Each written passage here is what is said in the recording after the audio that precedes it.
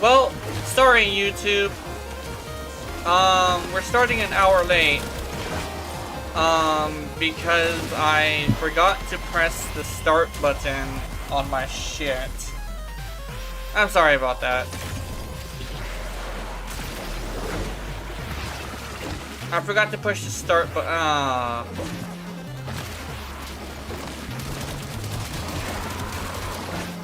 This is one of those fucking...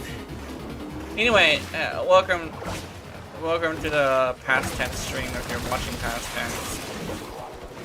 Apparently it was only on Twitch today. But yeah. I just looked at my shit and I was like, oh, how come nobody's on YouTube? Usually there's somebody here on YouTube. And then I decided to look down at multiple inputs and noticed that YouTube wasn't on. And I was like, fuck.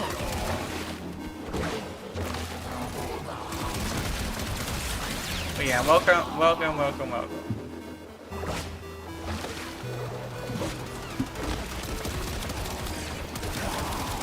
That's not good, by the way. I'm mostly a YouTuber, that's the thing. I'm mostly a YouTuber. So the fact that I missed out on a whole entire hour of YouTube is not good. Anyway, I can't even reiterate the stuff that I was saying either. Because I forgot what that was.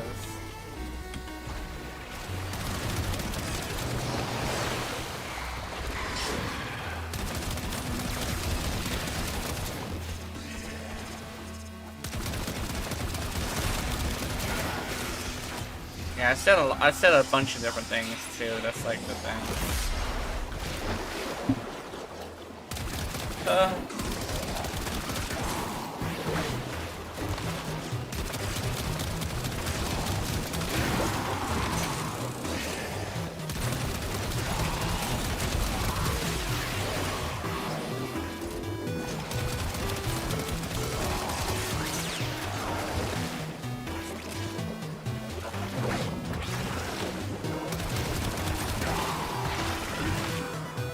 Alright, let's see.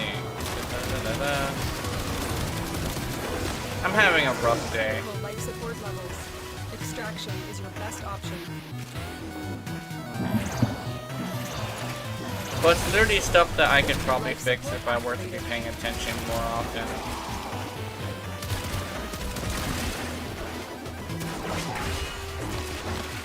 Just. Oh, he's down again. Coming.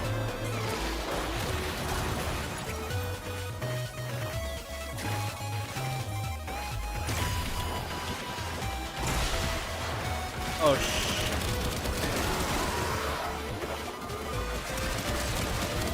Do you see that? You really wasn't immune to damage. Ain't that some shit?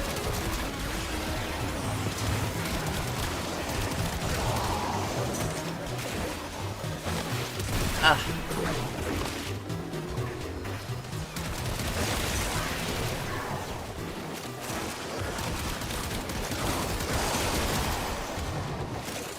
Don't you just hate when you go into operator mode and your warframe isn't immune to damage? Like it's programmed to do? Damn.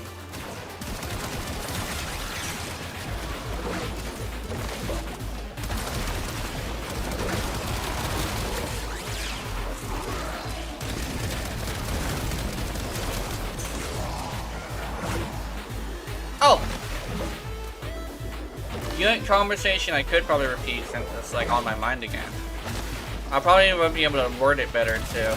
You know how like sometimes when you're talking about your role, see people make the comparison of like Neja, right?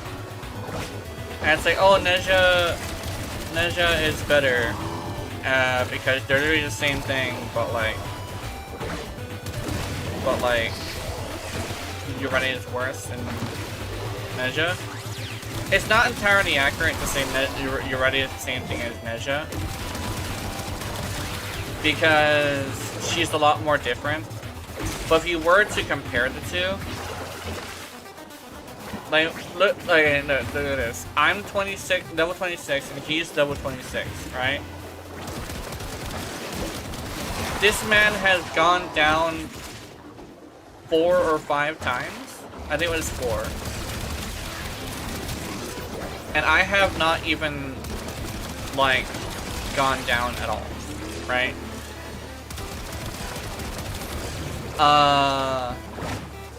And it's like, I remember saying this earlier, it's like, I have like this thing where like every once in a while when this conversation comes up, I get hit with like my villain arc or like and stuff. It's like if your Neja is supposed to be better, why am I outperforming it? Maybe it's because I'm better. It's just a weird thing of like, I get salty about like being outperformed. I get salty about me outperforming somebody. Not necessarily because like I like outperforming. I don't like outperforming people. It's more of a thing of like I'm reminded about people saying that like the frame is bad, when even on day 1 I had been outperforming frame. Especially like Revenant is like the best frame in the game. How come I am outperforming Revenant if this frame is a D ranking frame? You know? And it's like, oh, Korra is also like a top tier frame. I outperform Korra all the fucking time.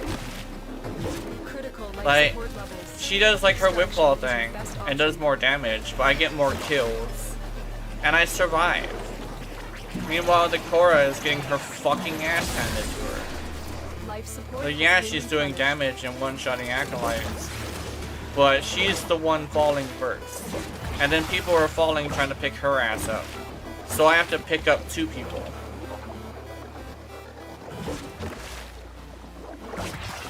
I don't know, man. I get all salty sometimes when it comes to like people making comparisons with the frame, when I believe like it's the human element. You know, if your frame isn't performing, it's because of you. You know.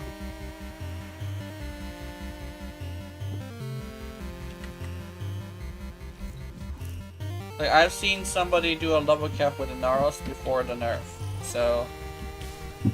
You know?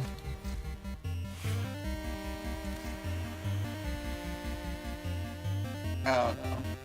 I just get salty. I actually woke up salty. No, I didn't wake up salty. I got salty this morning because of something. Mom's feeling better though, but I'm not. Cause like, I don't know. I'm not entirely sure why. Psylocke Prime. I really wish the compressor was good, but unfortunately. Maybe the compressor Prime will be a lot better. That's what I'm hoping.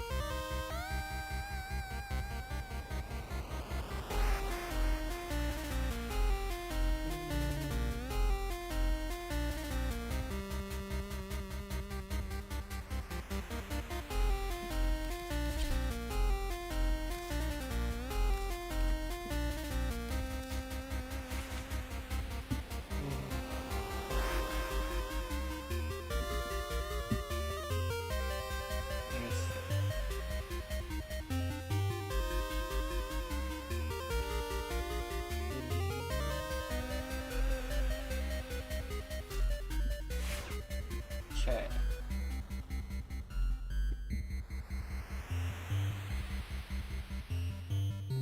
I want a Sentinel. So I'm gonna be using a single target.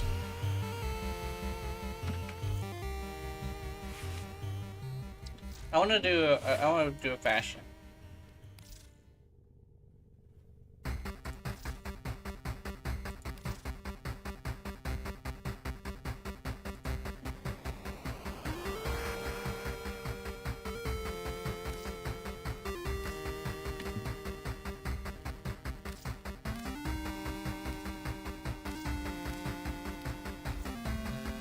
we go. Bouncy, bouncy, bouncy, bouncy, bouncy, bouncy. Look how bouncy she is. Bouncy, bouncy, bouncy, bouncy, bouncy. Everything's so bouncy.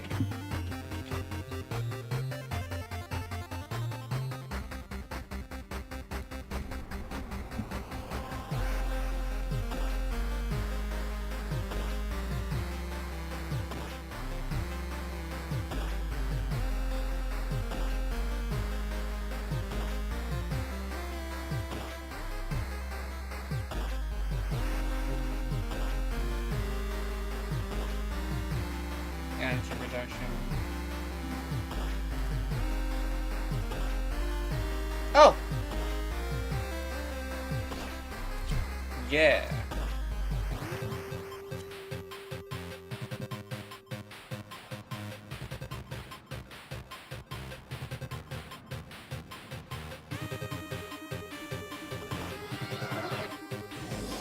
For this arbitration, restore only the gift of mortality. Life support has been cut off. They're trying to choke you out. Hold on. I'm sending auxiliary life support.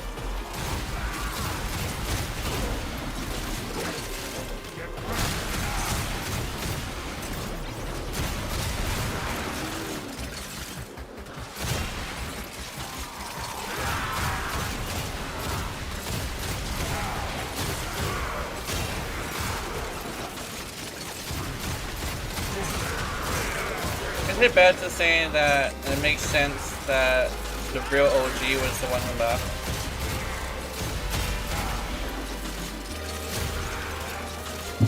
Is that bad to say? I don't know.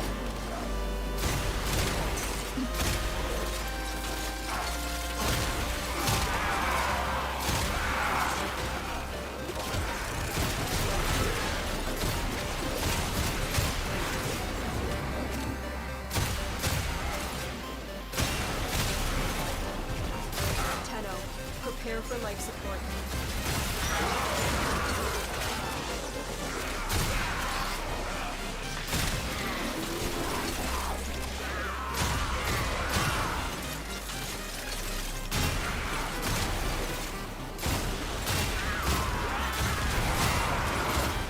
There we go.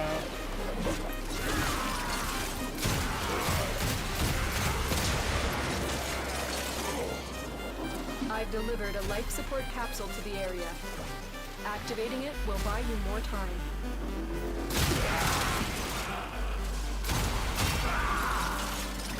There we go. This is fun. I want to go over there though. These guys are bunched up over here. Come on.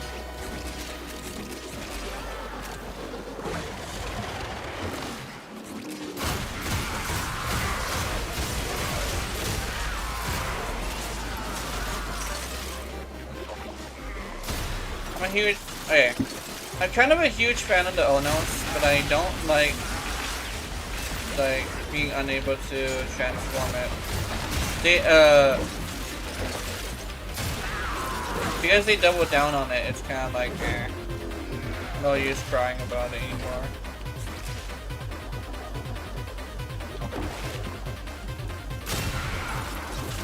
Life support incoming.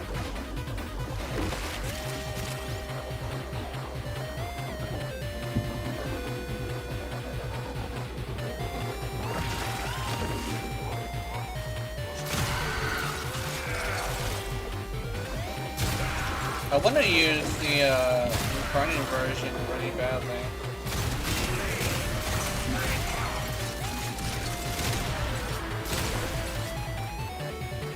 Another life support capsule is now available.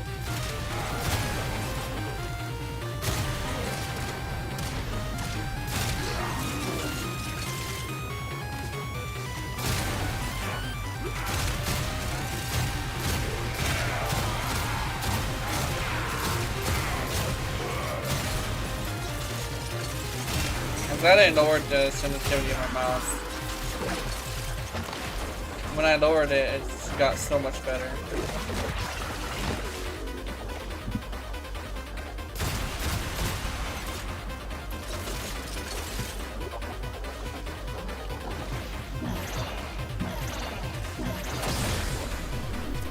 support activated.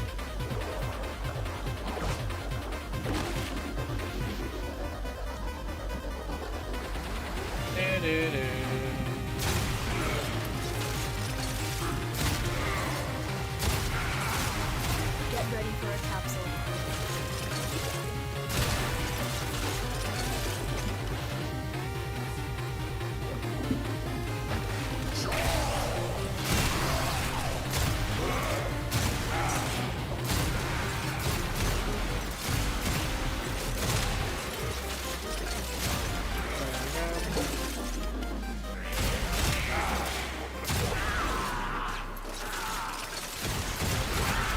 I've delivered another life support capsule.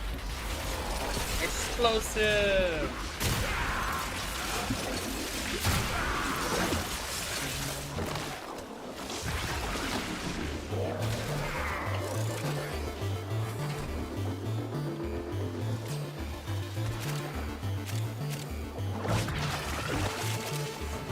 That.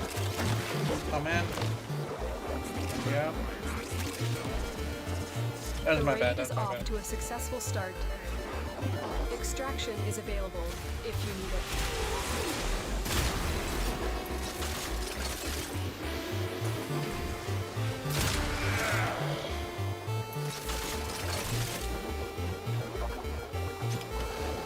it. If they ever make a summoner frame, so what I mean by summoner frame is like a frame that's built around the summons, like what they do with the summons. If they ever make a summoner frame that's like built around the summons, I'm hoping it's something like pretty interesting.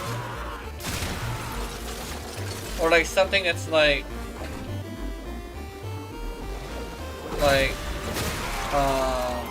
pretty good, you know? And they decided to make towers that are like super like good, that'd be great. I guess a good way to do it would be to make it to where Additional life support they're has affected by arrived. stat sticks, but actually have the stats to back it up.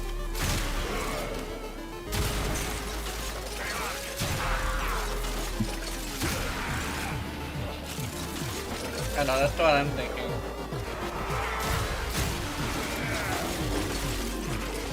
And maybe make them immortal. Immortal would be really nice. That would be pretty good, actually.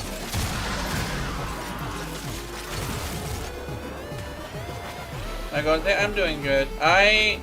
Well, I'm in a interesting mood, but like, I'm getting over it slowly. But I just recently, I started this an hour late because I accidentally started just Twitch. So, I don't know. So YouTube has only been going on for like 20 minutes. But Twitch has been going on for about an hour.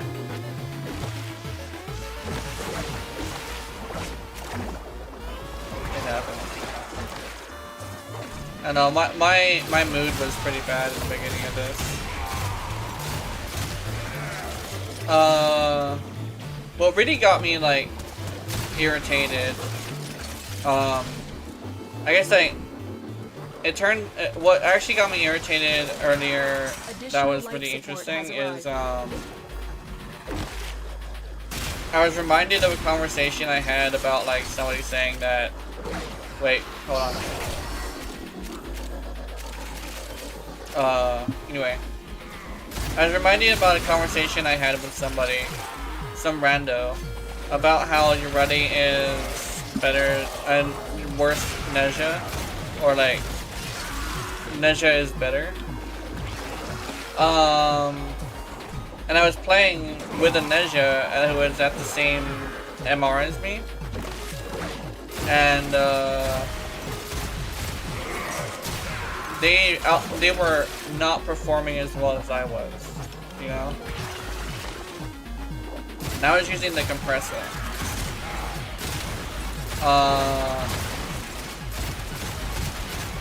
So I was like over here like getting all like mad about it because I was reminded about the conversation that I've had multiple times about how Ninja is comparable to Urale, and also much better.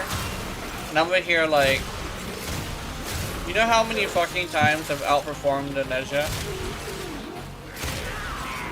Like legitimately, I have outperformed the Ninja so many times that's like not entirely accurate to say that like, yeah. Ninja had one benefit, Ninja can pass on the sphere, yeah. That's the thing is like it doesn't work with your Raleigh. I actually tested it. I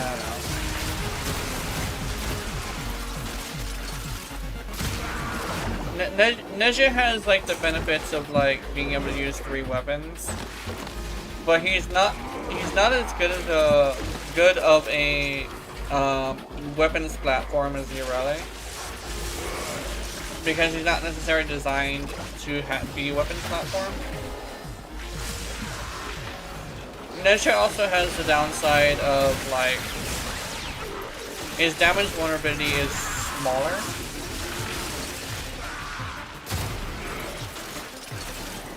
No, yeah, damage vulnerability ability is smaller. It can hit more enemies, but the effectiveness of it makes it to where you don't really want to use it in the first place.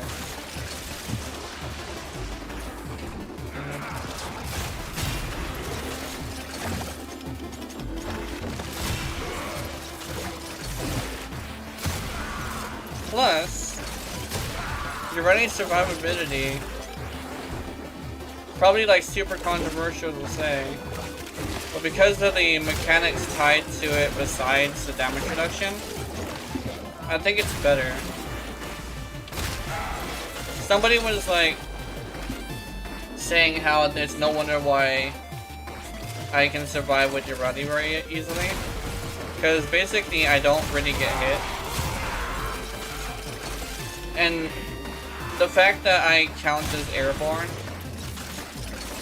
actually happens to help with that. I mean, you can see like whenever somebody fires an energy shotgun at me that the spread makes it to where I don't get hit with all the pellets. You know? I think Urati is better the way you build her, yeah. I think legitimately like it's probably the way I built her. Because I also was like saying how I understand that like the human element is in play a lot when I'm playing Urati. And that's what got me like, I guess, aggressively saying like, if I'm using a D rank Warframe and I'm outperforming like some of the highest ranking frames in the game, does that mean that I'm better? And it's like, it's just a really toxic way of saying like the human element really really matters, and it's like I don't really like how I can say that. But every single time I get like, I've delivered another life support capsule. whenever I'm reminded of the conversations I have about Urali, I'm just reminded about that like when you're playing an overpowered frame, you lose your ability to think for yourself.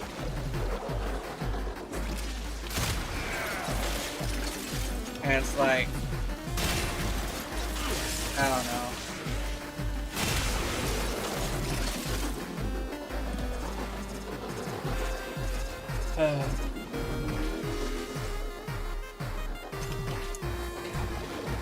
It's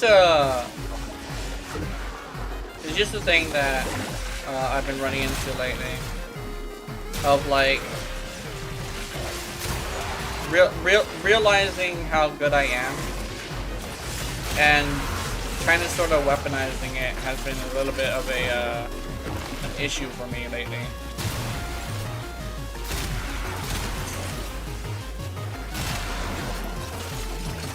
And it usually happens when I'm in a bad mood as well.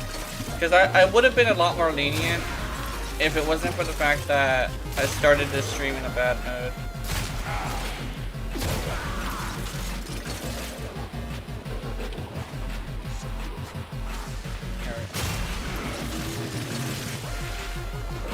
Ninja does have its benefits, but the damage reduction is kind of meh.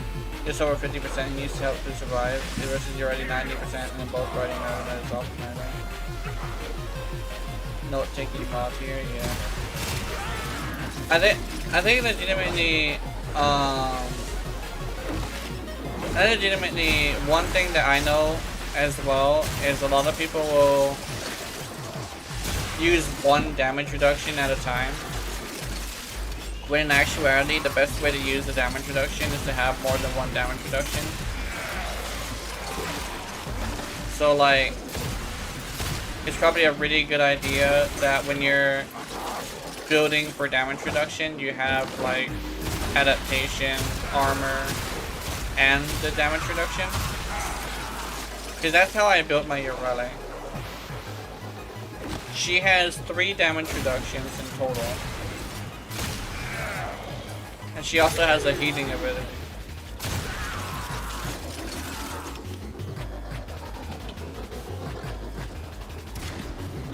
When I'm using a healing ability, it's definitely interesting. Hit him.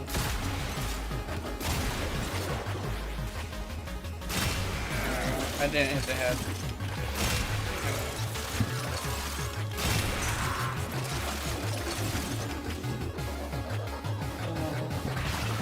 We will all share in this bounty.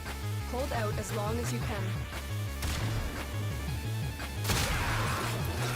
I'm skating around in this ultimate Volby at the moment, yeah. I might continue the ultimate Volby farm tomorrow. I don't entirely know if I'm going to like enjoy it though. Cause like people were saying that like the First Descendant farms are better than Warframe farms, but I don't know. Is you already still able to use Onos Incarnate? Yes, she's still unable to do it. I'm actually she's not able to do it. The thing is, because it says not cannot transform while mounted, I knew damn well that they were gonna double down on it. Because they already made a mechanic to express how that cannot happen.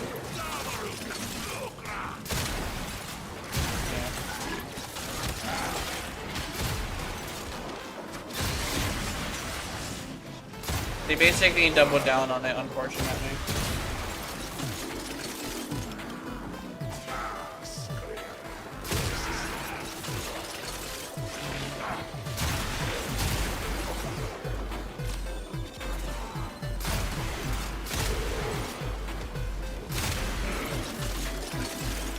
I wish they didn't double down on it, but what are you gonna do about it?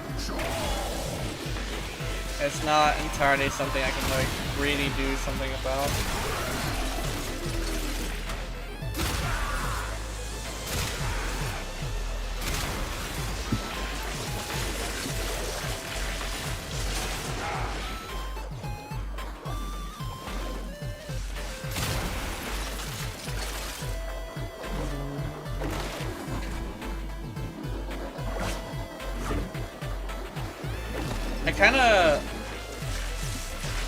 I don't know. I kind of don't want to play First Descendant tomorrow. But I know like that's kind of sort of part of like the schedule, because there actually is people who come and like watch me play First Descendant. I actually got a few new viewers, which is nice. Extraction is ready. But like, I don't know. Life support has been replenished.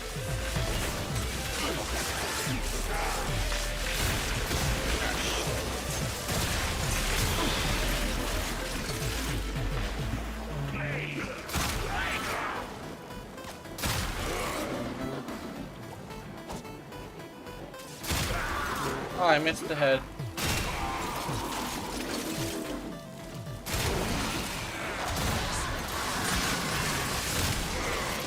That person is using the hate incarnate, which is really interesting.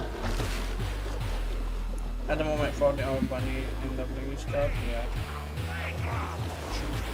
Life support activated.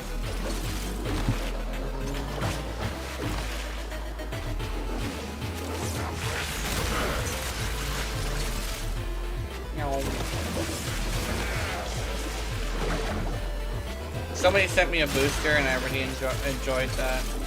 But it wore off. It was fast food.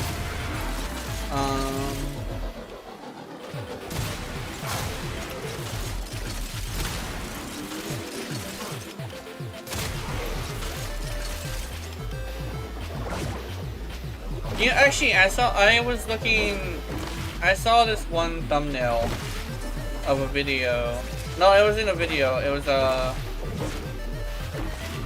an article of how to tell that you're a narcissist masquerading as a empathetic introvert. And I'm over here like these fucking internet like self-diagnosis shit is like super stupid. Because like a narcissist is someone you would know you're a narcissist. Because a narcissist is not a disease. Does that make any sense? A narcissist is somebody who just is all about themselves. And they know they're a narcissist. They just don't know how to define it sometimes. But a narcissist knows what they are. The longer you fight, the more successful we will. When it comes to introverts, the one thing is this. The introvert is defined as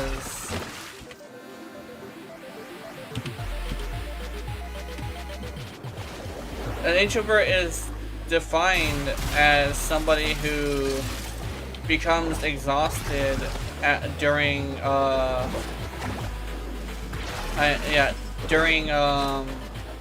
social interaction. Another life support capsule. Social interaction drains their energy instead of gives them more. Does that make any sense? That's what an introvert is. And that is comparable to a mental disorder. Because it's just how you are. You can even, it's like, so a good example is actually me. Because I talk a lot, and I like talking. But interacting with people will eventually drain me to a point of being extremely tired. And the internet helps, but still it is still in effect. Where it's like me interacting with the opinions of somebody else will drain me. And that's what an introvert is. Life support has been replenished. When it comes to empathetic means, especially like an empath, right? An empath is like where you are able to, you feel what other people are feeling, kind of. Where you have an you're able to like put yourself in their shoes, but it's not necessarily something you can control. I have that as well. So essentially it's like me being mad that like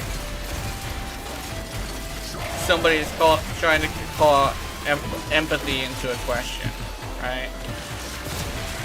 Especially since a narcissist is not empathetic. It's kind of like the details of what a narcissist is versus what an empathetic person is. Makes it to where that article is just absolute bullshit. And I get the fact that like, hey, here's another thing. You know, an empathetic introvert can be narcissistic, right? Where it's like an empathetic person who is also an introvert can think more about themselves than somebody else and believe they are the main character. So it's something that like is not separate in its application in life. Like thinking like Life support has been replenished. being a narcissist essentially means that like you think mostly about yourself. And being empathetic does not necessarily mean that you cannot be a narcissist. Where it's like, yes, you can understand how people are, but you still think more about yourself than other people. Oh, you know what it is? This is what it's called. It's called a dark empath. A dark empath is essentially an empath who is narcissistic. One that constantly makes it to where the emotions around them are focused in on what they want to happen, right? Where they are the main character, so everybody has to act a certain way. You know? It's a dangerous kind of empath, but it's essentially like that's what a narcissistic empath is. And believe it or not, you can be an introvert at the same time. The introvert is essentially, I get tired from interacting with people, you know?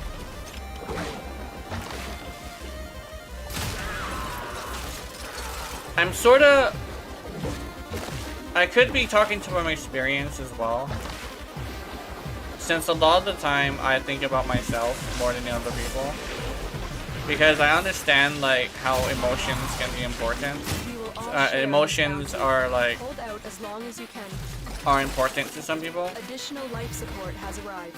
But like I don't like being put in a bad mood. So if I'm gonna be surrounded by people who are in a bad mood, I will take the opportunity to leave and put myself in a situation where I don't have to deal with somebody in a bad mood. Does that make sense? A lot of my friends did notice that I leave calls every once in a while. And it's mostly because like whenever I play video games with people, they always gotta be pissy. And it makes me pissy. So it's like, I don't wanna be pissy. So I'm not gonna deal with that. Yeah. You know?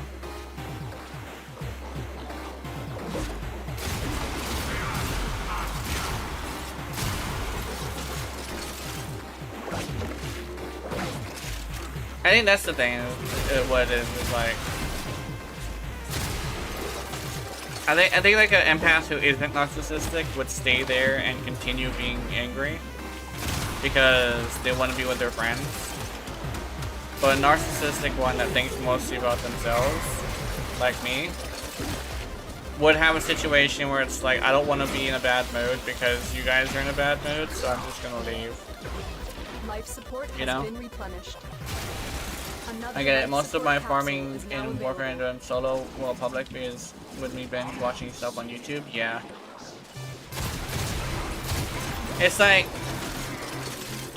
whenever I'm playing with somebody, they're always like complaining,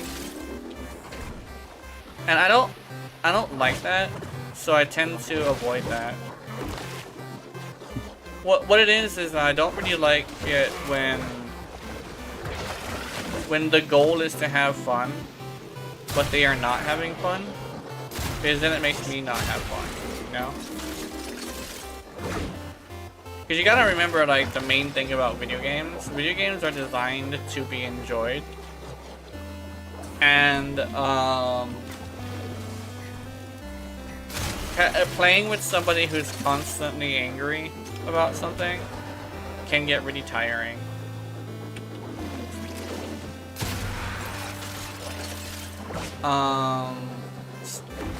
Oh, it's a good like example.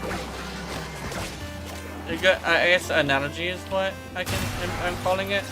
But essentially, you know how like somebody could like be a part of your friend group, and you play a competitive game.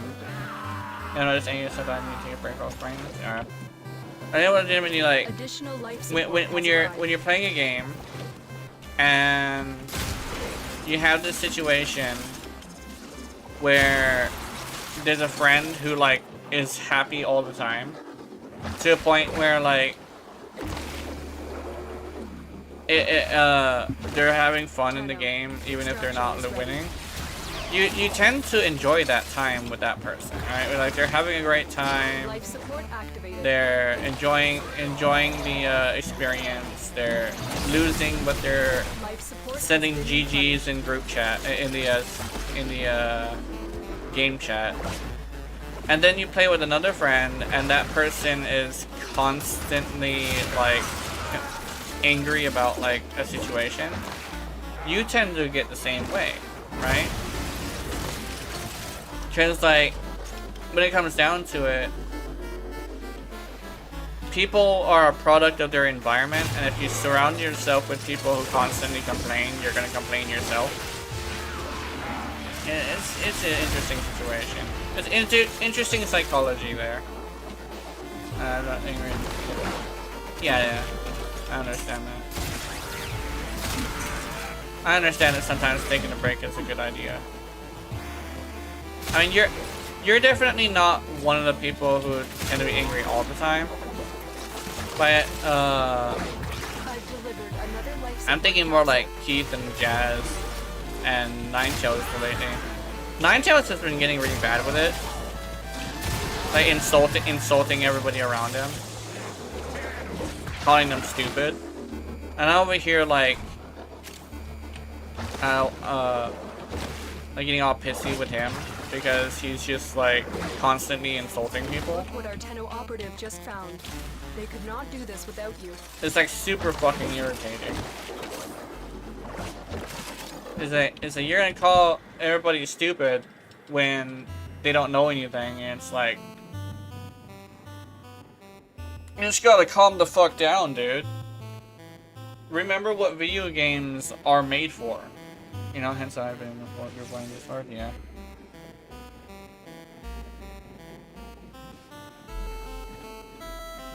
I don't know. It's just a thing where it's like, since you're a product of your environment, it's probably a good idea to shape your environment to be as positive as possible. Does that make any sense? Another job well executed. Because like, oh yeah, yeah, that's a good way to say it. You know, people who say games are shitty nowadays. Are you trying to do that? Yeah. You know, like people who are like saying games are shitty. A lot of the time, when you're surrounded by people who don't think games are shitty, you tend to also think games are not shitty. But if you surrounded yourself with people that think games are shitty, you're just gonna reinforce the idea of games being shitty, right?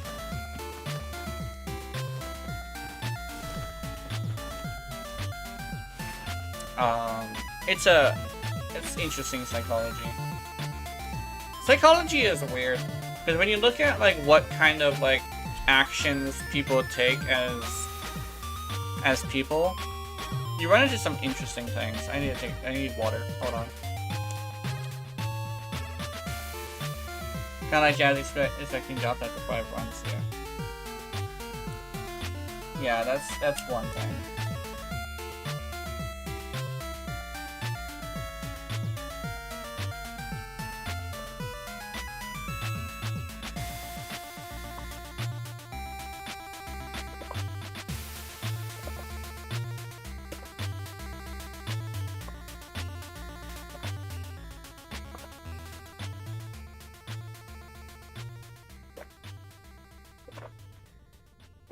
Ah, fucking water. I don't know why, this one tasted extra gross. Oh, something's wrong with my shit. There we go, I got it. Oh. Yeah. I think the one thing that I know, I don't really keep track of how many patterns I burn. I just know that I'll eventually get the drop I want. Yeah.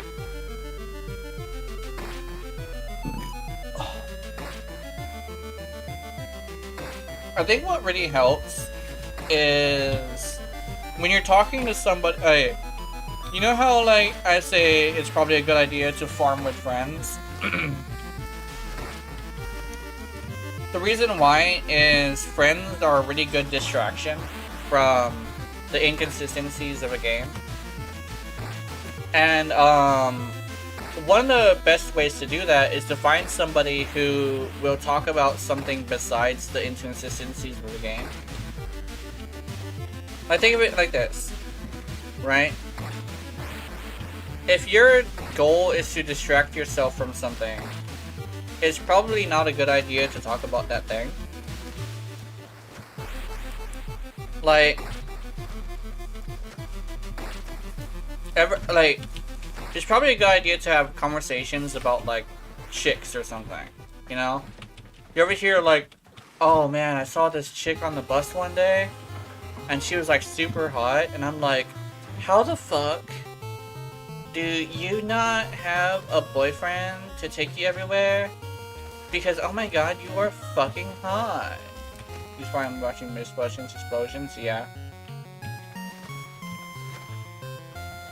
I think the worst thing you could probably do, to be completely honest, is watch YouTube videos about, like, drama. Okay, Endymion and what's his name? Legendary Drops.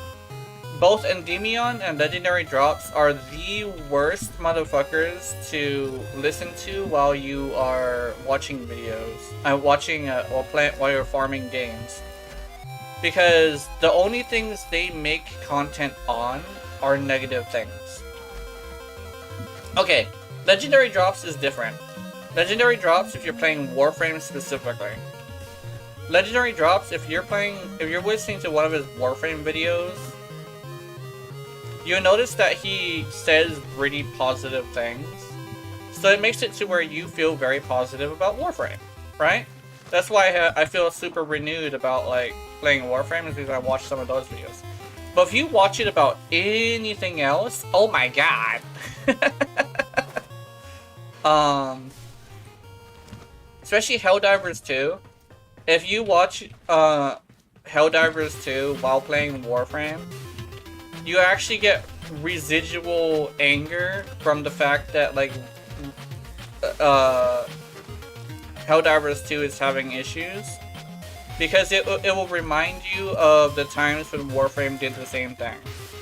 Because keep in mind, when Uretti was coming out, there was a 4-year period, 2 years before and then 2 years after. No, it was a 4-year period, 3 years before and 1 year after Uretti came out, where Warframe was just an absolute shithole of, like, the devs not really listening to what you wanted. I mean, look at how Uretti came out when she first came out, right? And listening to Legendary Drops talk about Helldivers 2 actually reminded me about how Warframe did the same thing to Uretti, right? That's kind of like a good example of, like, what not to watch, you know? Also, speaking of Helldivers 2, I don't really like the game, but apparently that game is having major issues. Okay. So, okay, I actually saw a comment in his video. It's the top comment, actually. He said, the person said this.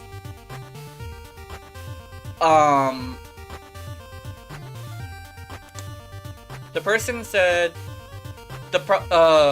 buffs, nerfs are one thing. Yeah, nerfs are one thing, but it's the disrespect from, I'm kind of paraphrasing, but essentially he said, nerfs are one thing, but the disrespect from the developers is what got me out of there. And that's the thing. Nerfs are not as bad as people think they are.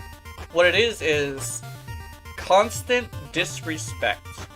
Because you look at the way they talk to the player, right? You look at the way they talk to the player. They talk as if we're fucking stupid. And yes, we are, but we don't like to be reminded that we're stupid. You know what happens? We feel we're disrespected, so we fucking leave, right? You look at their Twitter and their Reddit, you notice that, like, it's not great, you know? They constantly, like, make excuses and blame the player, right? And people would, one of the things is this. One of the things that actually caught me as really pretentious is this. How can you complain while there's thousands of people playing the game and enjoying it? It's because people are playing it because they enjoy it doesn't mean that there isn't a problem. Does that make any sense? There may be a problem with your game, but they're still gonna play it, right? It's the fact that if it continues, you'll slowly lose more and more people because people have a threshold of how much they can handle, right? And once you reach that threshold, it's different for everybody, they're gone. But just because they haven't reached that threshold yet doesn't mean they don't have a problem, you know? When it comes down to it, the nerfs were really bad, but that's not as bad as like the disrespect. But currently, the big thing is the disrespect is getting really bad. You know? When you work in the entertainment industry, that's the last thing you can do. Is disrespecting how you do. Yeah, first they send it. Getting better because they're actually listening to the players. And they know how to listen to the players. When we are bitching about something and still playing the game, that means we're reaching closer and closer to our threshold. When it gets to a point where we're complaining about it, that means we're where our threshold is near, right? So whenever there's a large minority of like people who are at their getting closer to the threshold, it's probably a really good idea to start changing something for what they want, right? Another thing is, I do agree that it's probably a really good idea to mainly focus on casual players, but have little snippets of something for the hardcore players, right? Having it to where your build can outdo your skill is really good. This is why I think it's really good that they nerfed the bosses rather than buffing our weapons. Because our weapons are fine. We just need to have Frostwalker weaker. Because Frostwalker is too hard, right? And Gluttony is also too hard, so I would say legitimately, I'm pretty sure people are gonna get him nerfed too. Wait, they nerf bosses? Yeah. And the reason why is because they were too hard. There's very few people who can actually do the bosses, right?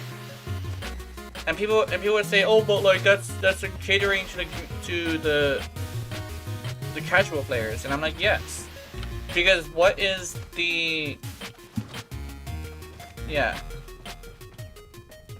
exactly.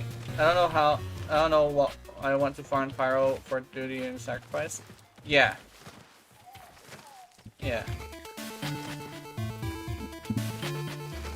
Yeah, exactly. It's like the thing is that people who want, okay, this is probably gonna sound pretty interesting, but when it comes down to it, people who want the challenge are a lot more rare than you would think. That's actually a thing that a lot of people don't really realize. I stopped playing due to not being able to farm a hard boss or an argument. Yeah, that's the thing. Is like people who play video games, the ones that need a challenge are not as common as you would think, right? The common player is somebody who just wants stimulation. And that's what a lot of players don't really realize. It's not about the challenge, it's about the stimulation. Why do you think Genshin Impact exists? Genshin Impact is really fucking easy. It's extremely easy. You know? Try farming the red mods and continue mining. I've gotten so many through that, yeah. The thing is that, the casual players are a lot more common than you would think. So it's actually a really good idea to accommodate the common player. And the thing is, like, it's not as in like broaden your audience. It's more like niche down to a certain audience, but keep in mind what kind of audience that is, right? People would say, "Oh, Dark Souls is hard," and I'm over here like, look at which one is actually popular with the actual populace. It's Elden Ring. And what is Elden Ring? But the easiest Dark Souls. You know how fucking easy Dark Souls is? I can play it, and I'm a fucking idiot. And if an idiot can go and play Elden Ring, then you know that, like, that's why it's popular. Yes, the game is hard as, like, its main thing. But, like, that's like look at how many people play Elden Ring versus people who play Dark Souls 2. Dark Souls 2 was extremely hard. Dark Souls 2 was known as the hardest Dark Souls. And look how popular that is, quote unquote. Because that shit is not popular whatsoever. Dark Souls 2 is hated because all the bosses are bullshit. And then you look at the you look at the down DLC, right? Look how many people quit the DLC. It's like, oh, they quit temporarily. No. That's not the majority. The majority quit and never came back. They played it for a little bit, said this is hard, and left. Even hardcore Dark Souls players who played Dark Souls for a long time, you look at what they used to play, the stuff that was super overpowered, and see how, like, they either went into the super overpowered high poise shield build from let me tank him, or they quit. You know?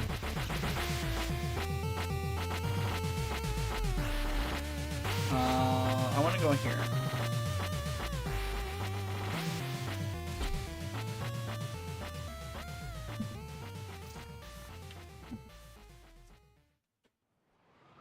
I don't know. When you look at how Celeste in half, pretty much. Yeah.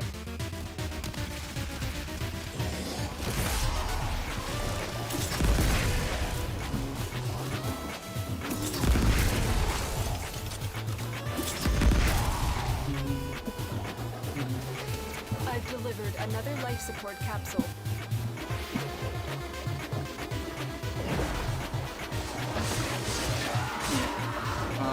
What is up with this?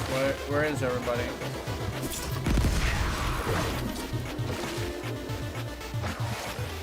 Oh, there they are.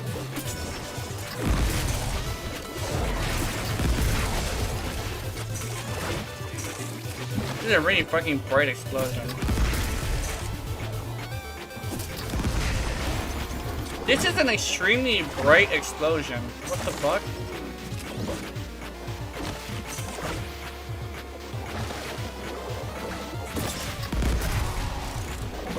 See how bright that fucking explosion is?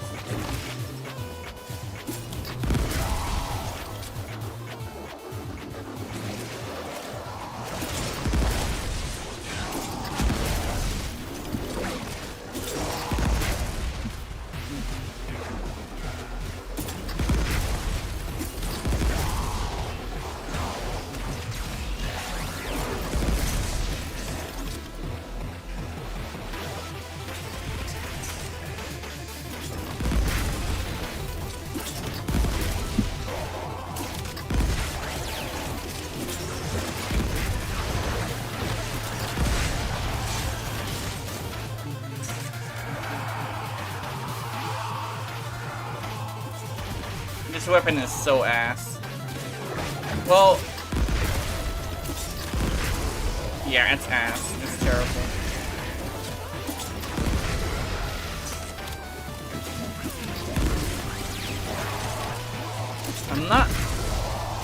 I'm not entirely sure if Ureti is saving it or not. It's so bright, Jesus.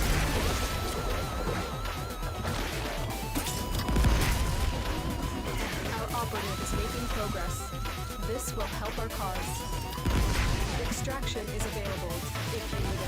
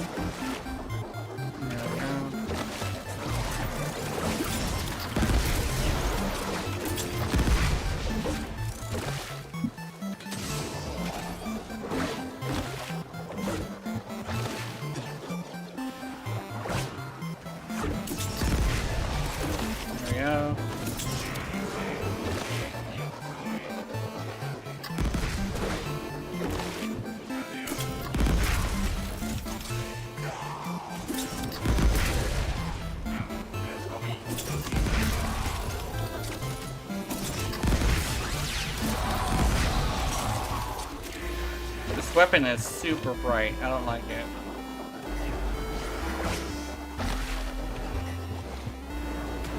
I don't know if it's the color I chose or something. Oops.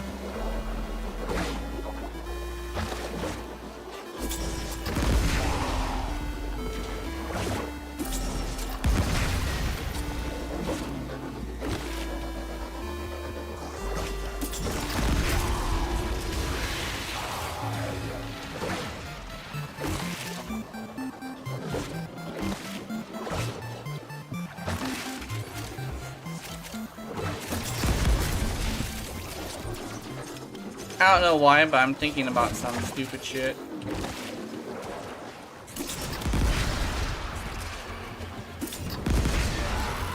I remember one time I went into a...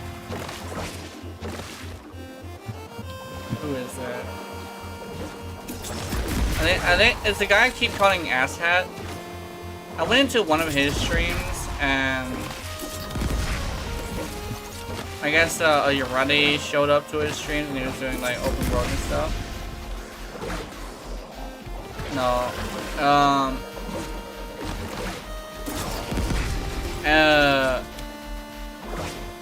So like he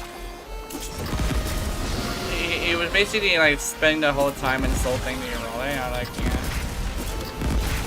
And I was looking at the chat and everybody was like, hee hee hee hee hee.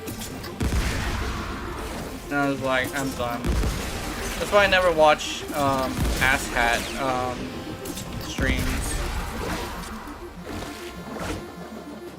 Like, I try my best to be nice with other creators, but like sometimes I'm just like, I'm not a huge fan of creators. Like, how do I say this? I don't think I could ever do a collab with anybody. Like they would even want to do it with me. But I don't think I'll be able to do it without like getting super pissed off all the time.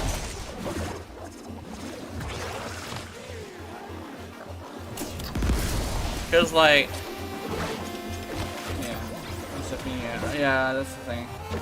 I can do collabs with you because like you're also around my size, and the fact that you also are like a lot more reasonable than most people. I'm thinking more like small, like other creators as well. Like, I don't know. Big, like the community. Okay. The one thing I'll say about like my streaming is I know damn well that I'm shooting myself in the foot by playing your Raleigh. Just because of how disliked she is. But I don't really care because this is supposed to be a hobby. But if I were to be a numbers streamer, I wouldn't play your Raleigh. I think that's like a really interesting like advice for someone who's gonna be like who wants to be a content creator for Warframe specifically. If you want to see good numbers, do not play your Raleigh. Because every single fucking time somebody sees your Raleigh, they're gonna have a bit of a yeah. Look what our Tenno operative just found. New players do love your Raleigh. That's also another thing. But the people that you usually like usually the veterans who usually are like watching YouTubers and stuff like that, they don't like your Raleigh. But then again, some of the newer players are actually going around and picking up YouTubers. Like I actually have a bunch of newer players on my thing. So I guess it's like a double-edged sword. Where you're not gonna get the veterans, but you are gonna get the newer players. And then you can share your love for the frame with said audience of newer players. You know? Which can be very positive. I do appreciate how newer players truly believe that like whatever they want to play is whatever they want to play, so they're gonna do it.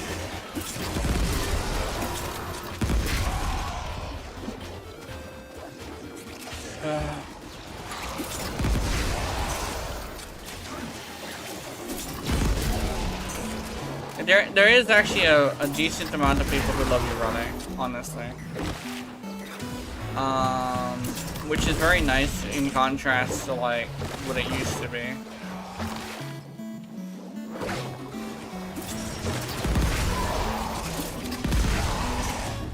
What it is, okay.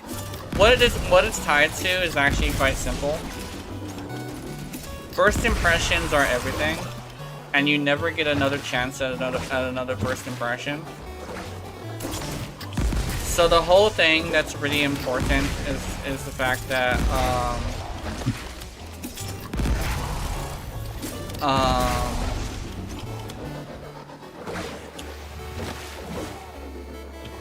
the fact that the new players like your Ruddy is due to the fact that she's giving them a good first impression. But the one thing is that she did not have a good first impression with most of the older players, you know? And that's like the big thing. There's so many people who had a very bad first impression that like it kind of sort of is important to like the way you want to be a creator, you know? If you want, I guess like the best way to rehash the advice is this. If you want to attract older players, don't play your Raleigh. But if you want to attract newer players, play your Raleigh, right? Because Yaredi is literally the waifu frame, and she's in a good spot right now. But there's a lot of people who have a sour taste in their mouth from back in the day.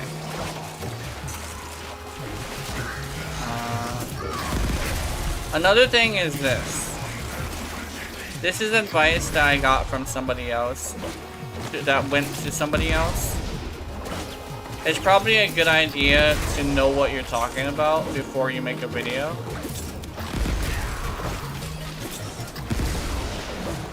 Like, if you're gonna make a video instead of stream, it's probably really important that you know what you're talking about before you say anything.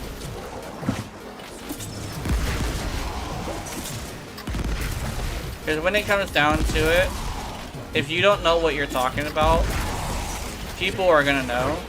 Because there are other people doing the same thing you're doing that know what they're talking about, you know?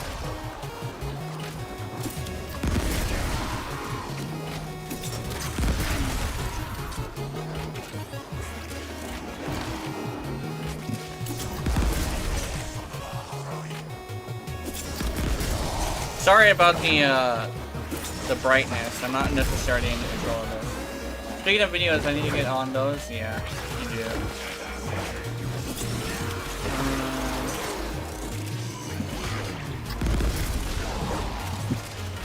I'm trying not to explode my grenades on the rhino.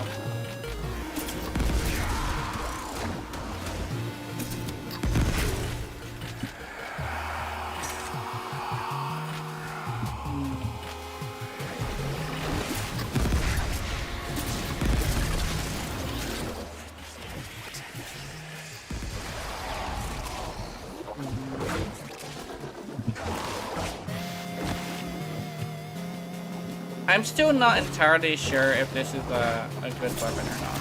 You will all share in I'm this trying to bounty. make it work, Hold out as long but as you can. there's several things that annoy me about the weapon.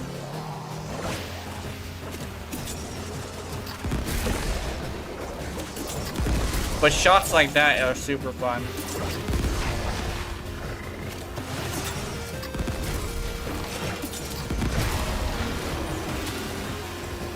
It's called the agrit.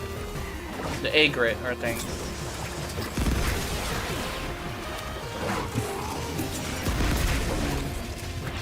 The agrit is like super bright for some reason. It wasn't like this with my other Yaredis. I think I'm doing something wrong.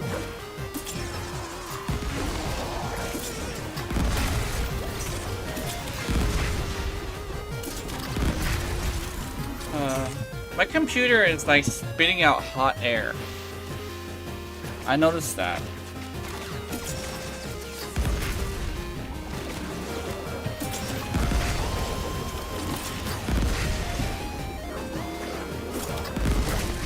It's actually a cold day today, so I don't entirely sure. I know it's my computer. That's what I meant to say.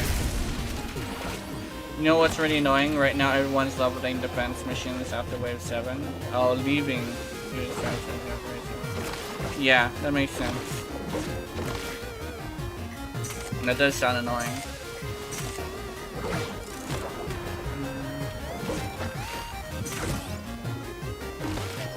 This rhino is probably doing so much damage.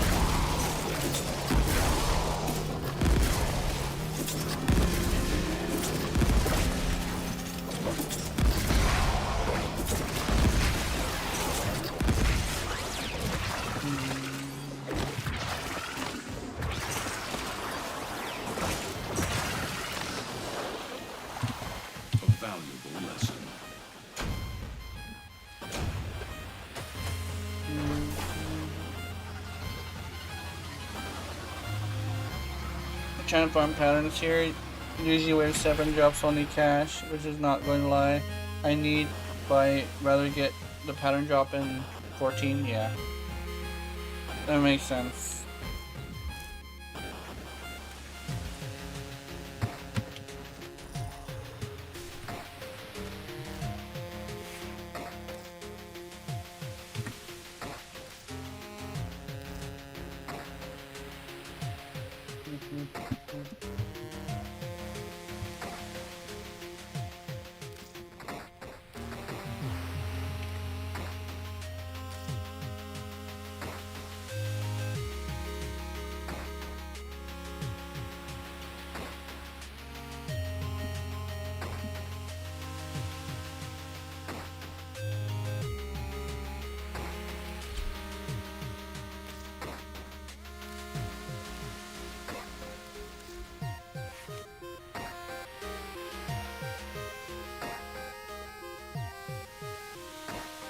Yeah, that weapon I found kind of lackluster. Yeah, it is. I did my best with it, but I don't know.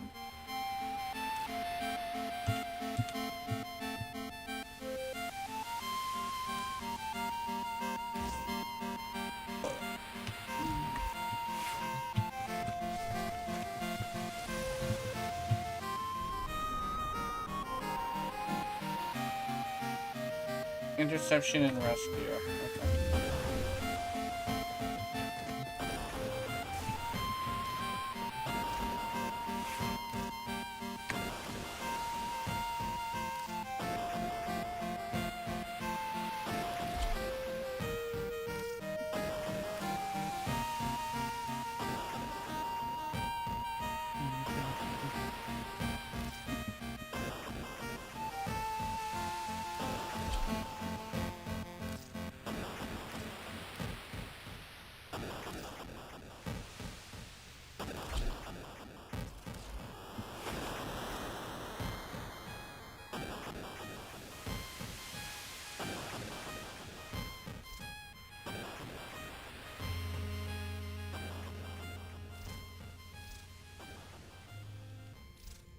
There we go. Let's see.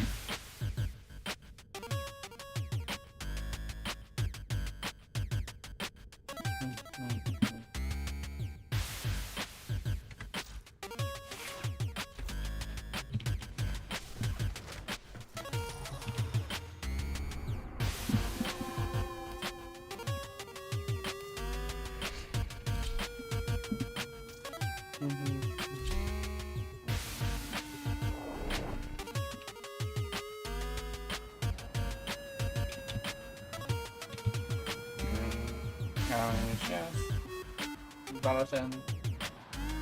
DJ Rich Boy.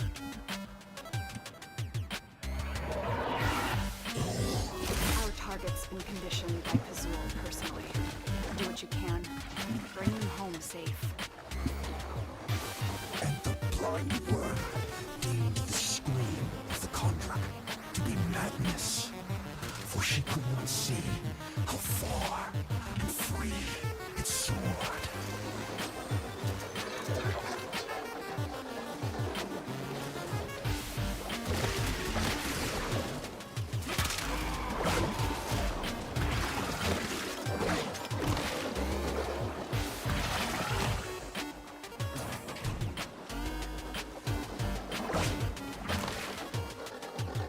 Coming.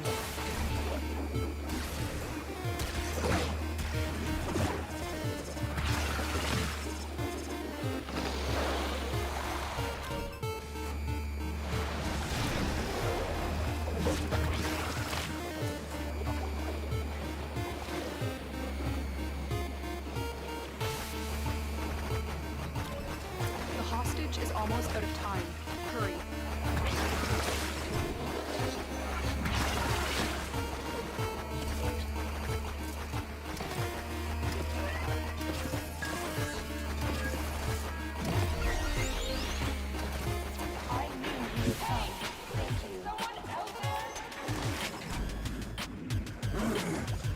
Bite my head clean off, mother.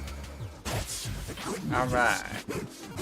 Suck the guts until the little legs kick, kick, kick. Got a weapon for me? I've got some scores to settle. You do not get a weapon, honey. Stay focused. There's a heavy unit approaching.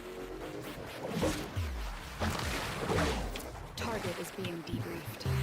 If any trace of Era still remains inside Pazul, I will bring it to the surface.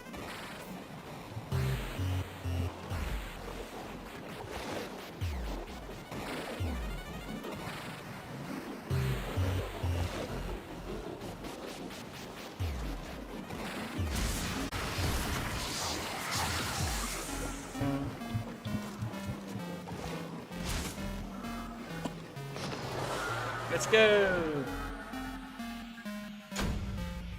I had the zoomies so badly.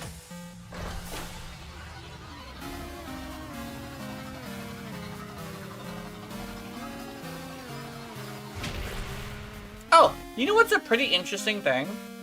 I actually was thinking about it, and you know how many games are actually like remembered fondly by the gaming community? It's actually about like 1% of 1%.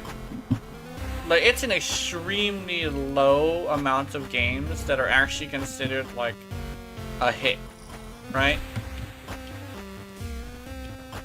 It's actually a really interesting, because like the ones that are considered a hit, like you remember them, right?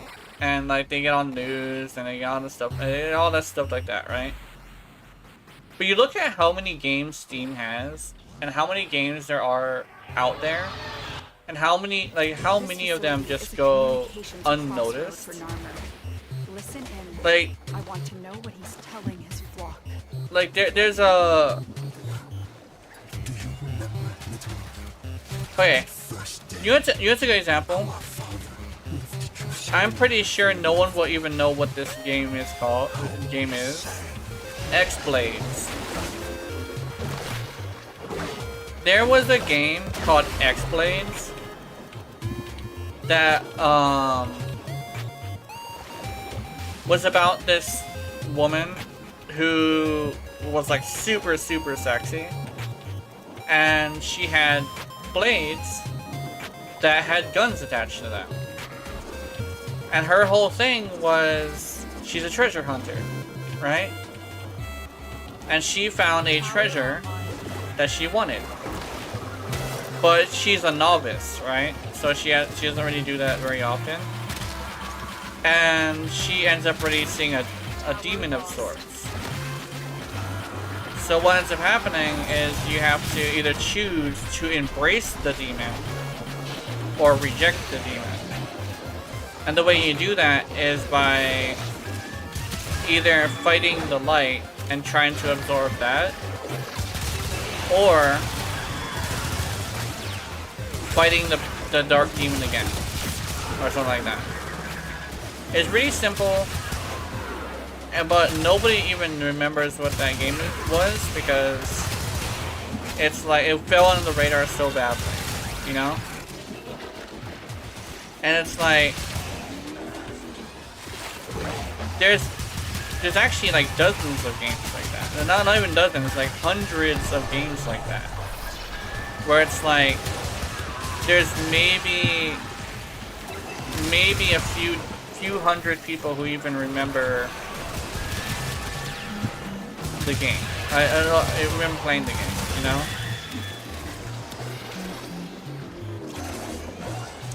There's thousands of games like that if you consider not just Steam, right? And they're modern games too. There's a bunch of actually modern games that no one remembers because they fell under the radar.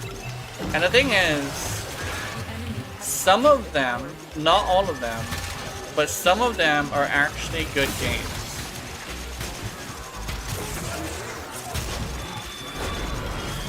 You know? Some of them are good games, but they never got the attention that they needed to take off, right? One time a summer event where my news already exists based on there. Yeah. I actually have that one. Oh, what the fuck? Where is this person?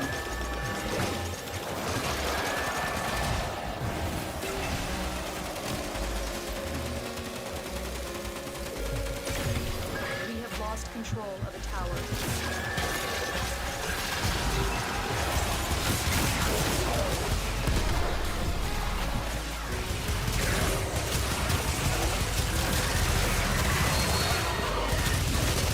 Yeah, I got the summer event though.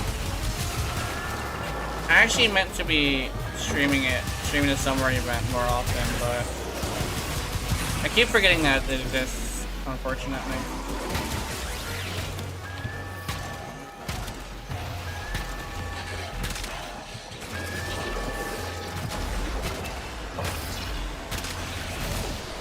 The enemy have taken a tower.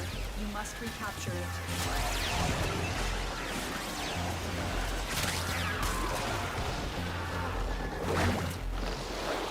fuck. Ah.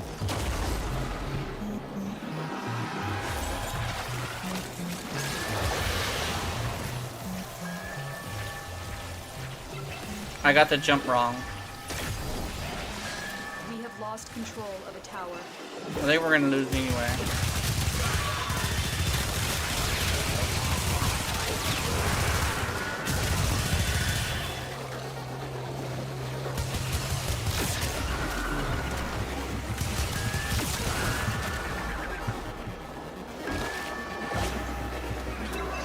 I'm coming.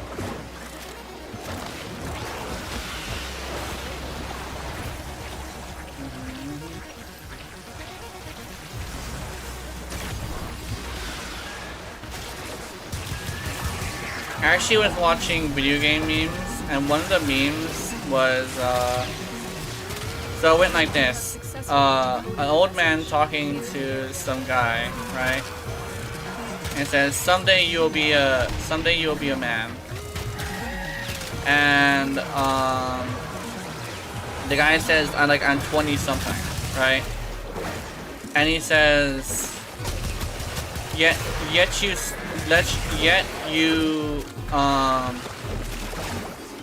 you leave games at the slightest inconvenience.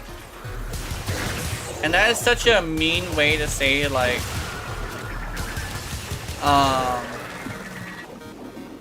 people who leave at the slightest inconvenience are cringe. Like that fucker right there, DJ Rich Boy. Such a privileged rich boy that he lacks the capacity to stay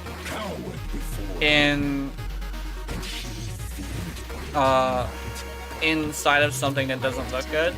And we are probably going to win this. We're just gonna be a man down, It's ours now. right? I probably should have brought my Atomos though. You have captured a radio tower.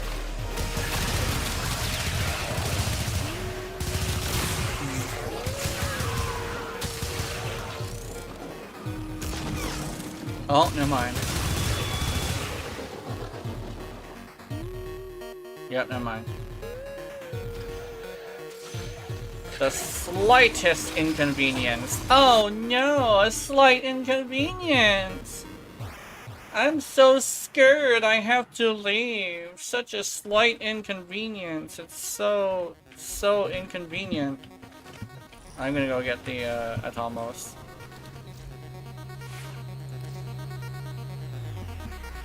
I would stay skill issue, but until I lose, I got a wanted as my 69-hour run, yeah.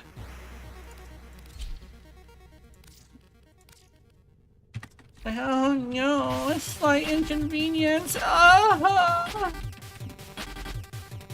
I can't handle it.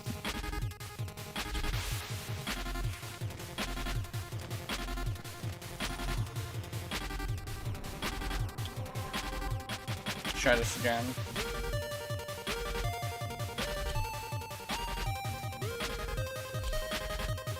Loses. 4-0.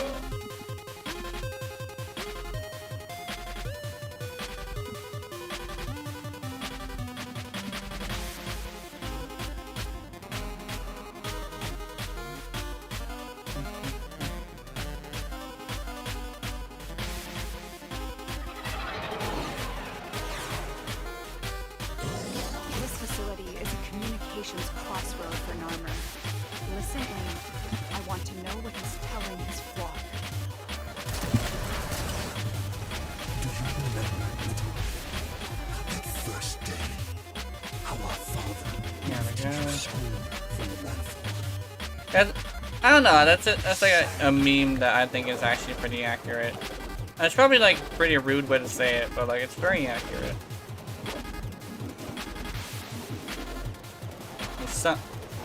Someday you'll be a man. I'm 25. This tower is Yet you ours now. still leave games at the very slightest inconvenience. Oh, indeed. But Danny, I want to win. And how do you know you're not gonna win? A slight inconvenience? Unfortunate.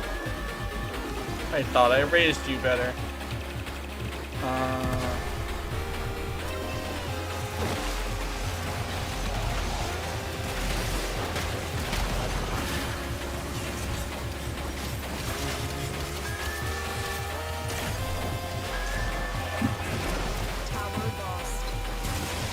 That would be even more rude, but the meme said it better, yeah.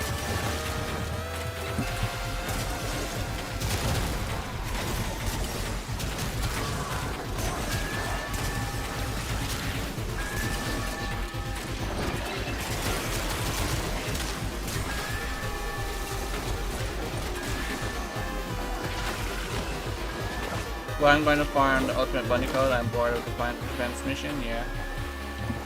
Gosh,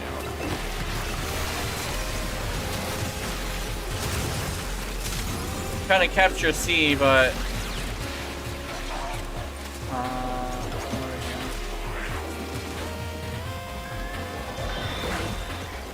okay.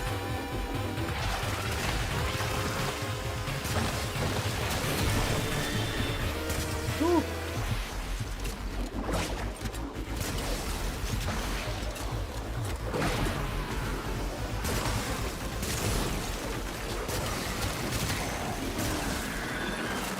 Control of all 4 towers. Yay, all 4 towers.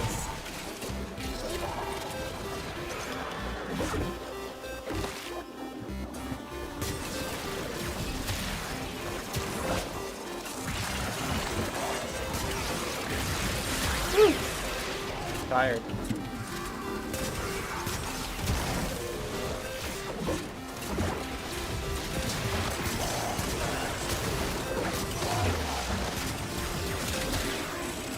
I actually noticed that they did actually have female Bogus as bosses, but they wasted them on regular mission bosses that don't even have voiceovers. And it's like, I wanted the characters to have voiceovers, but apparently no. Like, there's the Destroyer and an Evangelius, I think? Destroyer's humor, yeah. I think they have a Destroyer one, and they usually use it as, like, a boss for open world stuff. There was never one that had a voiceover that was, part of anything. Mini-boss? Yeah, they're all mini-bosses. The ones with voiceovers are the ones I'm looking for. Yeah. I mean, even a squid drone got a voiceover, even though his was like super simple. Like even he got a voiceover. And I'm like, oh, it's not even like a thing of like. It's not even like me trying to be woke. It's me just saying like I kind of would like there to be a evil woman to simp over. I mean, no voiceover wouldn't be expensive in this great scheme of things. I mean, even Captain War had that 5,000 voiceovers with his Jansky, yeah. But then again, Captain War was like a super important important guy. But the thing is, like, I like it when people who are into toxic women get to have a villain to simp over. Because, like, you kind of sort of have to remember what kind of people gamers are. They are people in their late 20s to mid 30s. And when you look at, like, what is on the... Okay. When you look at what is on the mind of somebody who's in their mid 20s to mid 30s, and you notice like there's a lot of like relationship stuff. Like when it comes down to it, a person in that sort of age is thinking about stuff like that. Tower captured. Begin So, stream decode now. having more things to simp over in games We have lost is control actually of a lot tower. more important in a video game than you would think, right? The whole thing is like, you gotta remember, like, if somebody were to be a game developer, they have to remember what kind of audience they're trying to appeal to, right? It's like, oh, modern audience as in like, there should be like ugly people. No, the modern audience doesn't exist. It's maybe 500 people in total that will like that.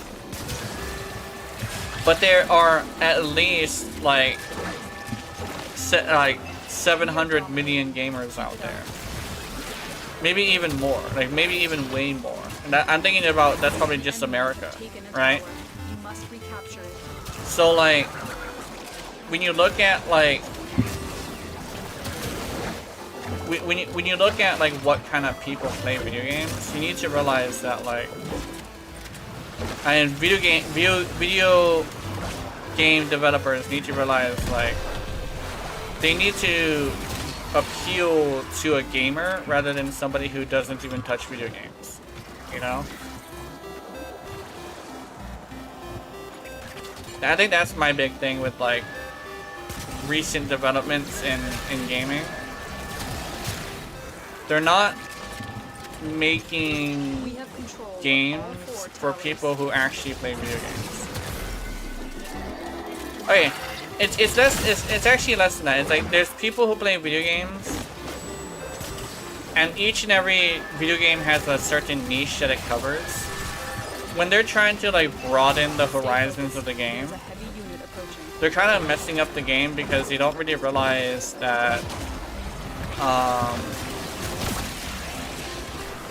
there is an audience for everything that is very specific. It's like, oh, what's a good example? I actually had this example earlier. Yeah. Actually, I have an example of that I actually thought of last night. It's a thing of like, knowing your audience is extremely important. And if you wouldn't put like a sexy woman in a sexy woman that's drop dead gorgeous in a Warhammer 40k game, because the type of people who play Warhammer 40k are not attracted to beauty. However, in a Warhammer, a regular Warhammer game, it's definitely viable to have a sexy character because they're attracted to the fantasy of it, right? The gritty, dark brutalness of Warhammer 40k versus the absolute dark high fantasy of Warhammer, right? That's the thing, is like that's the big issue with like putting a woman in the game in Warhammer 40k. Is because the audience is not somebody who likes beauty, they like grittiness and ugliness, right? But if you put beauty in the regular Warhammer, that's a completely different audience, right? I beheld the great ram, and the horns of him were crowned with soul and with Tau. Even though they share the same name, they are in fact a completely different audience. And the mighty demon of the void. I mean, look at the games that are considered good. The regular Warhammer games, they have a lot of sexy women. Kazul is not nearly The insane, Tenno. success of Warhammer Space Marine, it was all dudes. There wasn't a single lady. You're scared to face And it's all because the ugliness of it was the attraction, right? Because I guess like war is ugly.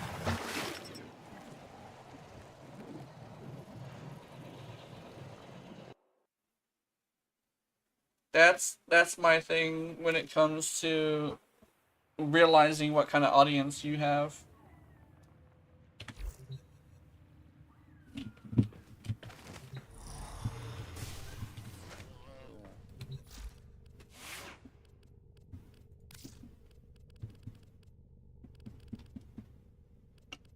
Oh, First Descendant is actually a example of how to do it properly. When you look at the game, you see how much it puts emphasis on investment rather than skill. And the fact that everything is appealing to the eye. Including the guys, which is really saying something. The guys are like proper big giant like men, while the ladies are like some of the sexiest women in gaming. And look how many people simp for Volby now after they came out with the ultimate. I just heard more people saw it like that with investment in versus easy mode. Yeah.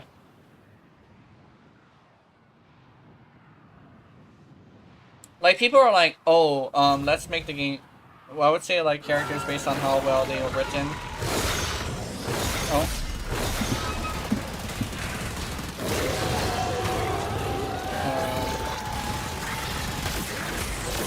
Sorry, I have to do this.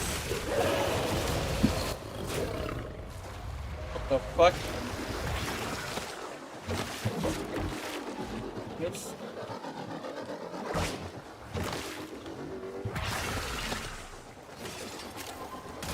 I'll get to that comment in a bit. I gotta focus a little bit. Azul has barred the way to us heathens, but stolen deacon veils should allow you to deceive the barrier.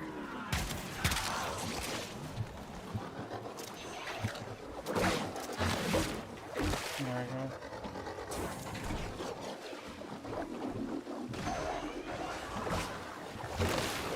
Can you use inner focus? Yeah, pretty much.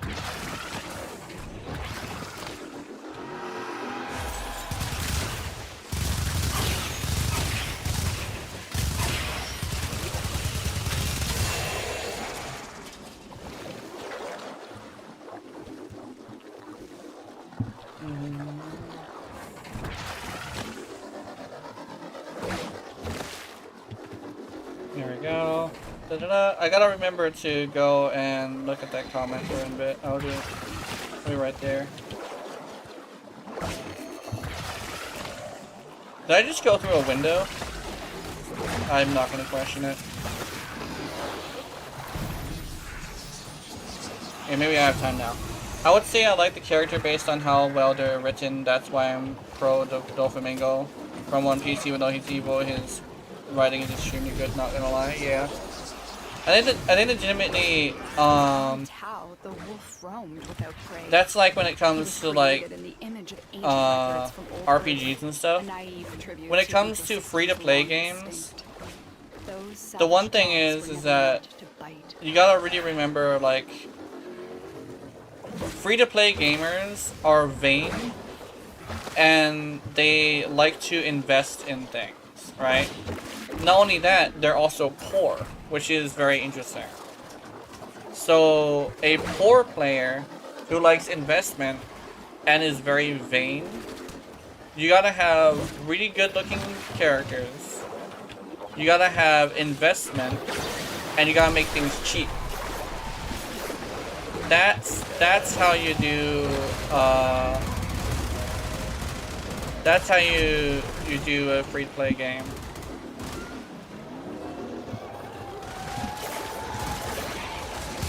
And the thing is, like, a lot of the time when people are doing free-to-play games, they make things really fucking expensive, which isn't, that's not the way to do it, you know? There we go.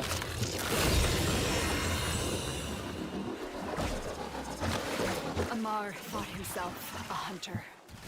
Now, he is a near trophy. Good job.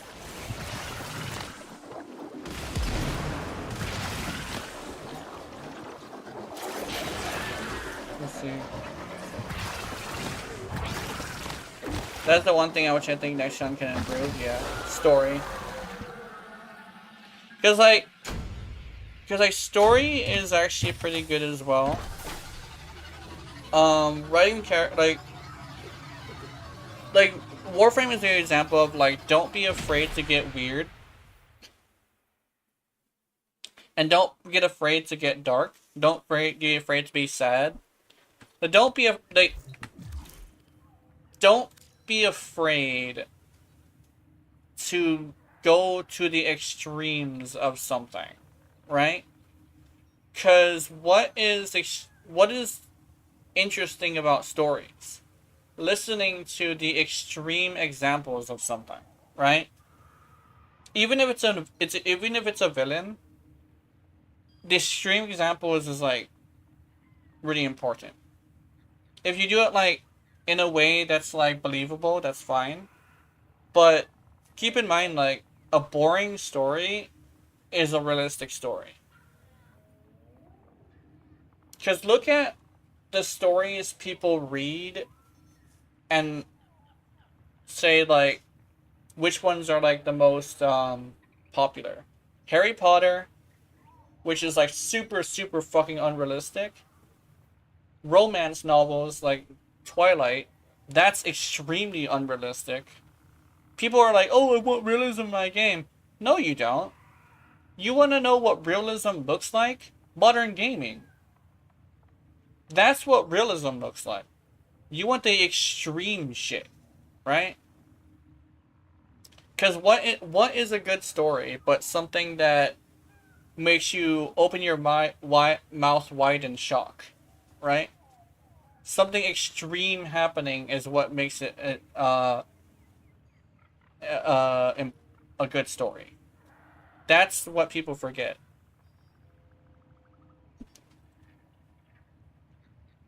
I mean, people would say like, oh, like Last of Us 2 was bad, but like, it was bad, but keep in mind, no one would be talking about the story if the story wasn't interesting. Yes, the story took a bad turn, but the reason why people even talk about the story in the first place is because it's memorable. You remember the mistakes that happen, right? Because, you know, it's extreme. I find it boring, yeah. I think the one thing is, like, I find story-based games boring, if that makes any sense. Like, I find story-based games extremely boring. I hate story-based games. I don't want to be interrupted, you know? I think that's why I never played God of War, because I don't want to fucking... I don't want to experience a story. Does that make any sense? Some people are like, oh, gameplay is key, or like, story matters. But story-based games have good characters. That's the thing. I don't care about the characters. I want to make my story. That's my thing. If somebody has a good story and like it's really good, that's fine. But the whole reason why I like custom characters is I don't want to see somebody else's fucking story, you know? That's why everyone loves the cast of Konosuba. I mean, everyone is the four is just scum. That they are absolutely relatable. I like showing well-written characters are the best, yeah. Caricatures, yeah. I think that's my thing. There's some people... Okay, one thing about story that I really don't like is how... Okay, how do I say this? I'm trying to think about it. Oh. The one thing I like about video games is gameplay. But whenever the story is too long, like, it's very irritating. It's like, I'm here to play a game. I'm not here to listen to a movie.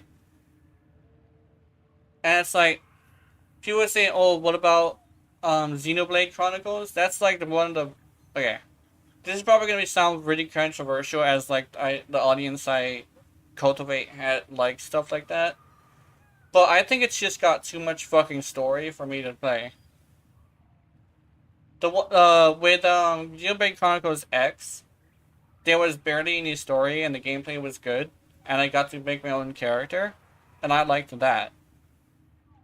But every single time I get up and watch Xenoblade gameplay, there's cutscene after cutscene after cutscene after cutscene, and I'm like, I'm done. I want to see gameplay, not story. It's like, yeah, the story is great, but if I wanted to listen to the story, I'd watch a movie. That's my hot take on that. One of the four is just Megumin who like her. I like her because the one thing explosion, always story. Video games should be optional. I mean, everyone likes the new war because of that. Yeah. I think the reason why Warframe's story manages to hit in a good way is most of it is told to you while you're playing. You know?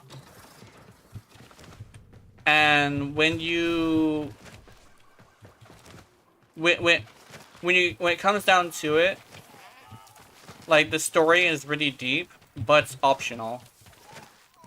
Like you could play Warframe your whole entire Warframe career, not knowing anything about the story, and it will be completely fine because the story is completely optional, right?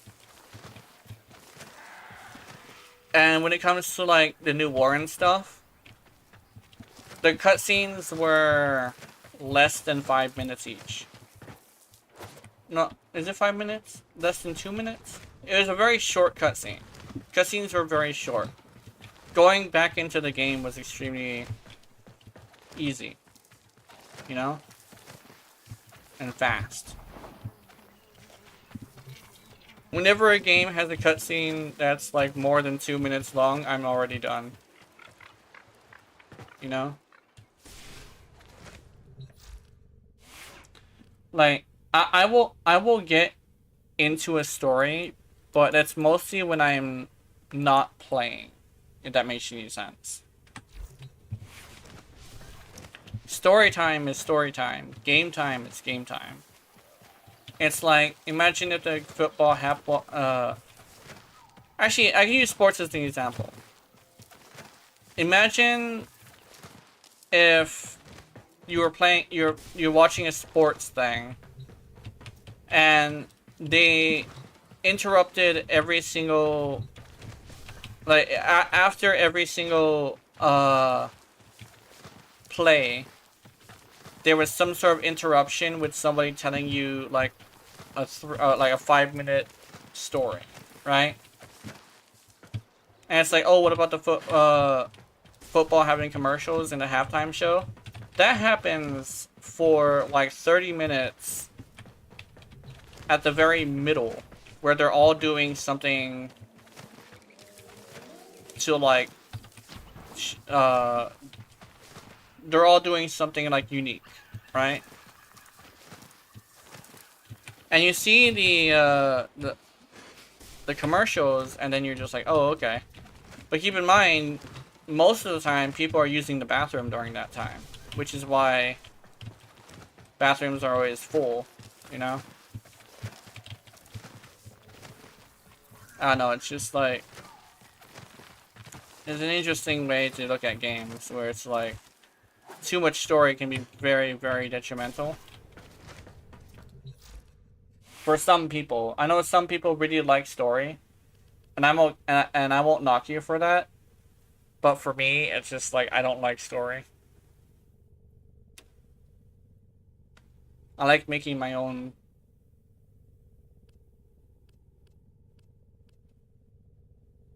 And that's why I say like, that's why I say like being an empathetic narcissist If I don't have a self insert in my stories, I'm not gonna enjoy them.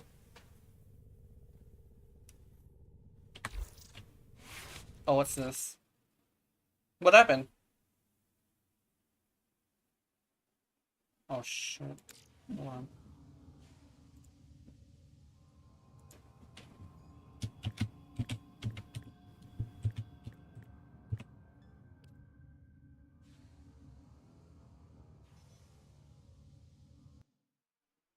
Oh, okay.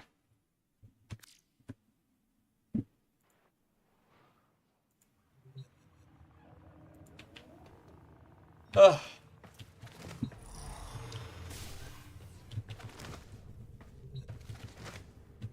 I think I might do a 3-hour stream like usual, but I am gonna only have 2 hours of stream for YouTube, which is gonna be unfortunate.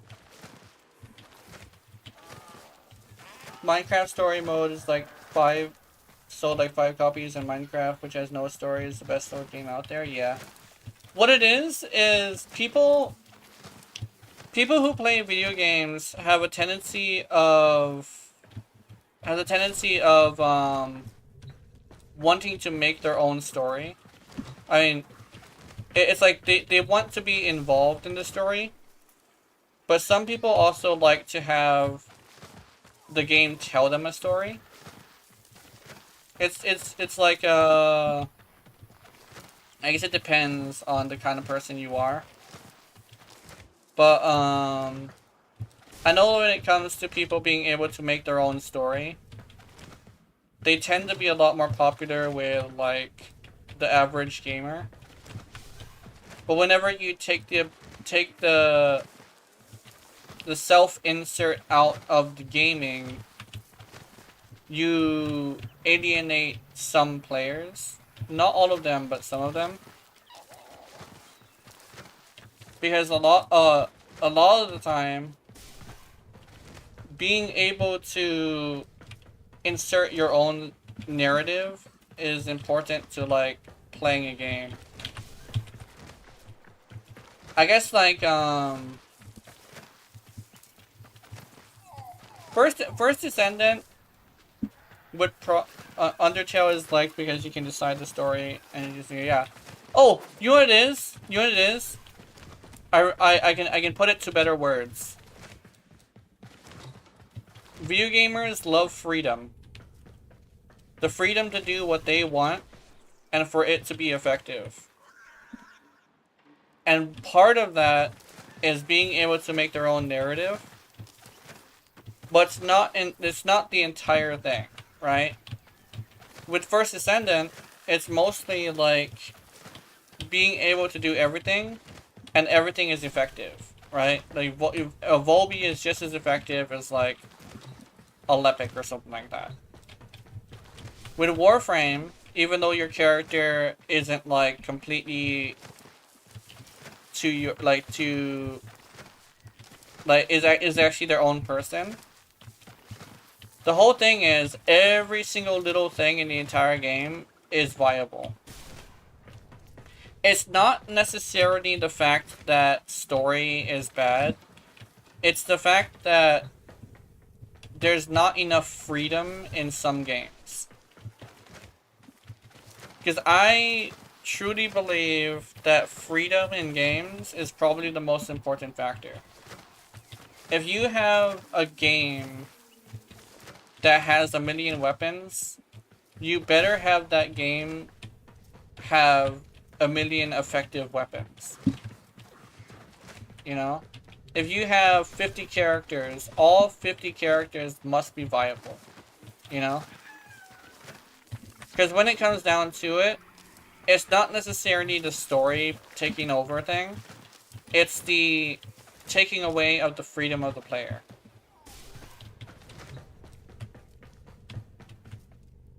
That's the issue I see.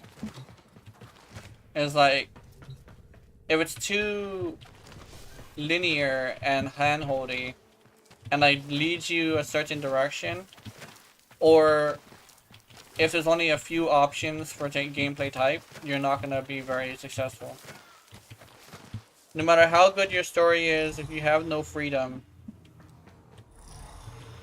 your game might not make it.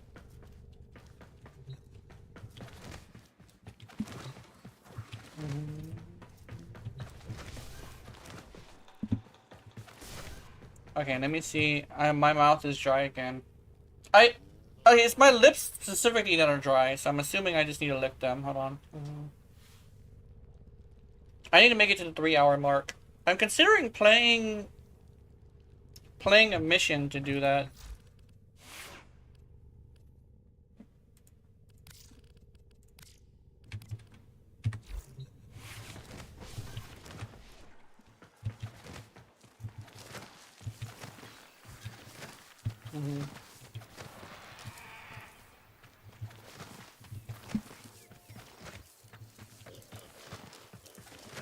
That's probably like a better way to say it. You can play each mission how you want, and you can mod how you want.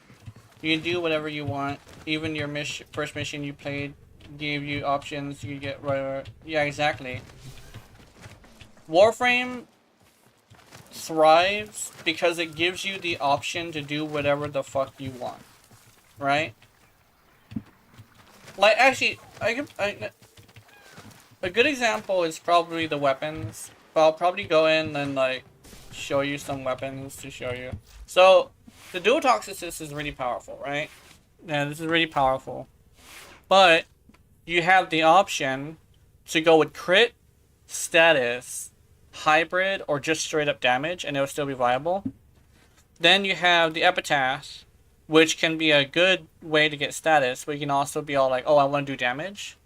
Furious, damage is pretty good.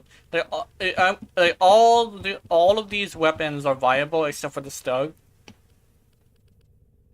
And Stug is awful.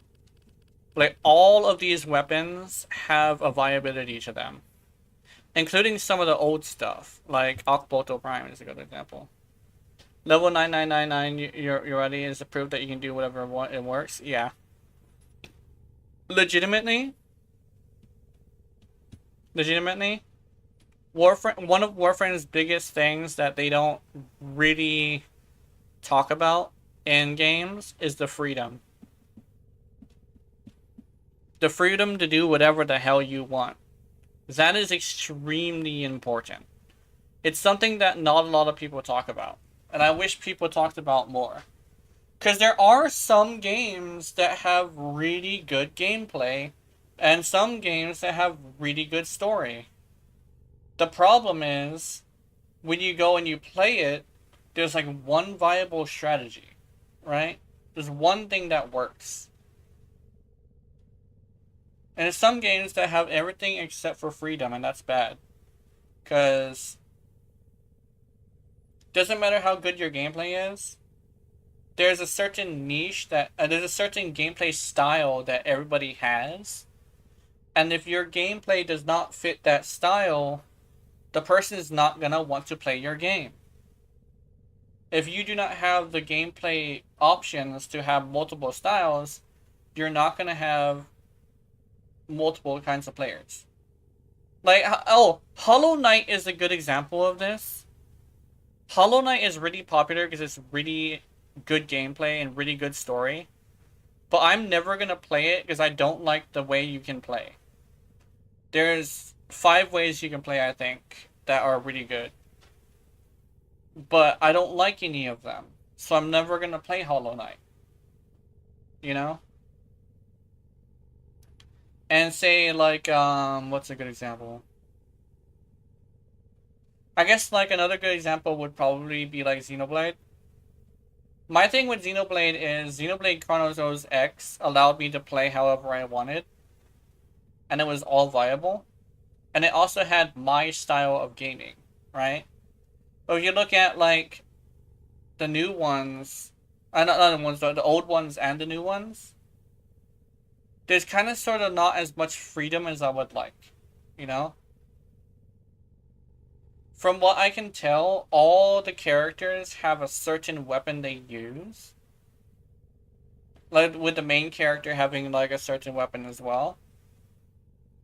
Because every single time I look at said games, they're all carrying the same weapons. Either it's a certain weapon that's really good with them, it's a certain build that's meta, or what could be the worst part, which is it could just be like all characters are set to have one type of weapon, right? My thing with the reason why Legend of Mana is my favorite game, you literally control everything. And there were dozens of options on how to get stronger, right? The only one that has only one chance. First one. Yeah. From what I can tell, when it comes to Xenoblade Chronicles,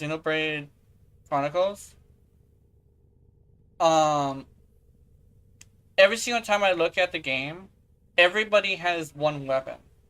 No, everybody has the same weapon, right? I don't know why, but every single time I look at Xenoblade Chronicles gameplay, every single character has the same weapon that they all have, and so yeah, it's like I don't know why. And then when you kill your friends, Mr. Only took their Reliance in Mario Bros, which we but in the Wii U title, it took up it, and the game enjoyed way more because it made that a PvP game that if you treat it like it, yeah. Every like I don't know. I don't know if it's like a meta.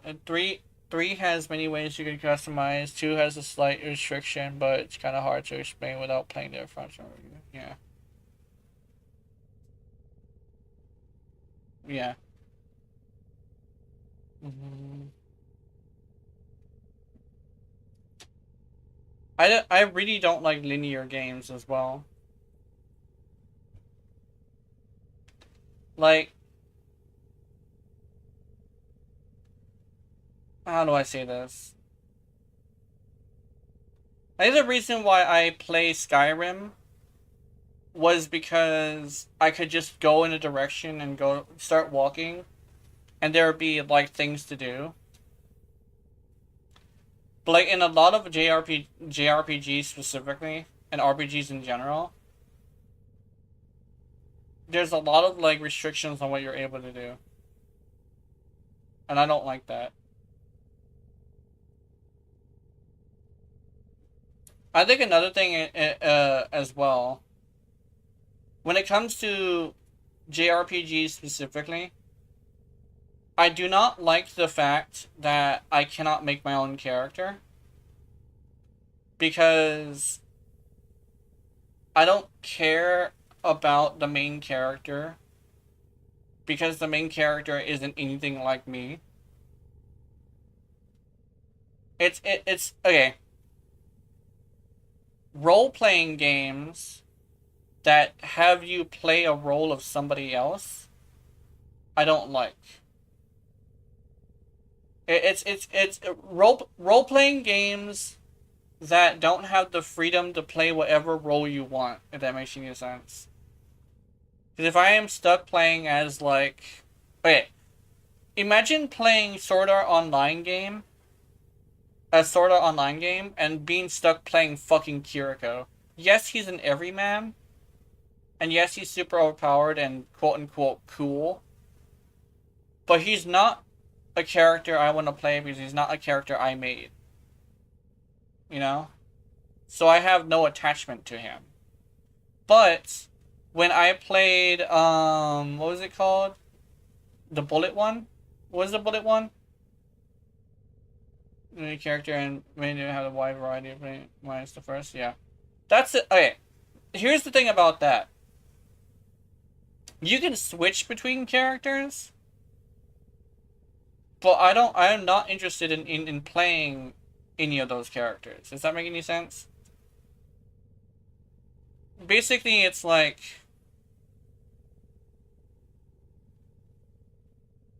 I like self-inserts in stories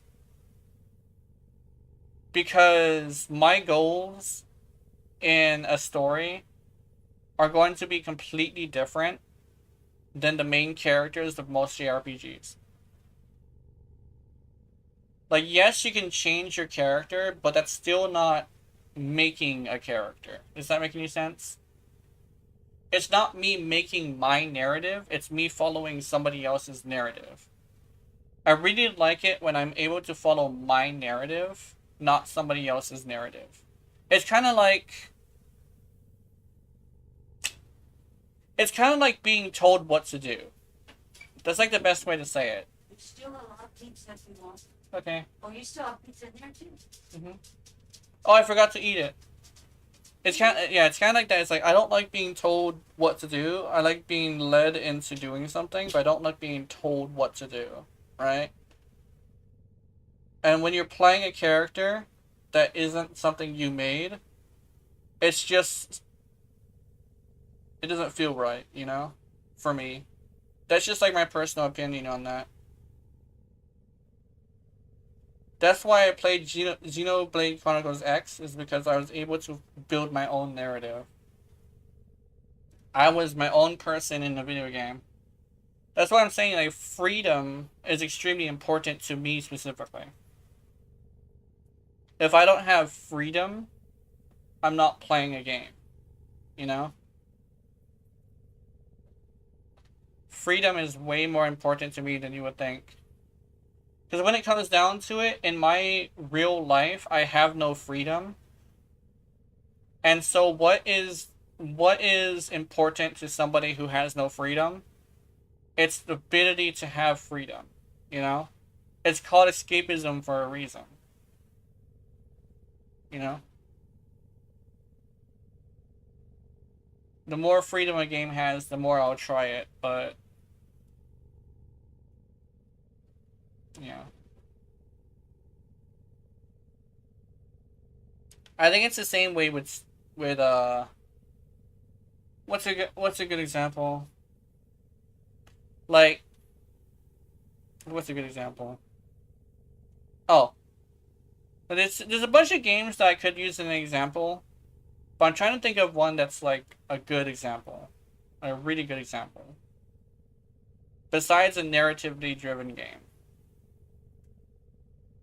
Like a game that just has like an action game or something. Oh, Stellar Blade. Stellar Blade, it already has one weapon, and I'm like, nah. Nah. You have a ranged weapon and you have a sword, but I'm like, nah. If I'm stuck using the same weapon, I'm good. You do have options as to do whatever you want, if I remember correctly. No, you don't actually. It's very linear. Just doing what you want is the best. That's why I gone for Minecraft modded. Yeah, exactly. Doing what I want to do is extremely important to me playing video games. That's like the best takeaway. I'm trying to like word it right, but I think I already did. Me doing what I want to do is extremely important to me. I don't want to do what somebody else wants to do. You know? I mean, look at the frame I play in Warframe. People say something extremely interesting about surfing. Surfing is for those who enjoy freedom. And that is like a very huge thing about Yoreli as well. Freeing slave children and everything. She is all about freedom. And that's like the really good like thing that I gravitate towards. If I lack freedom, I'm not gonna play the game.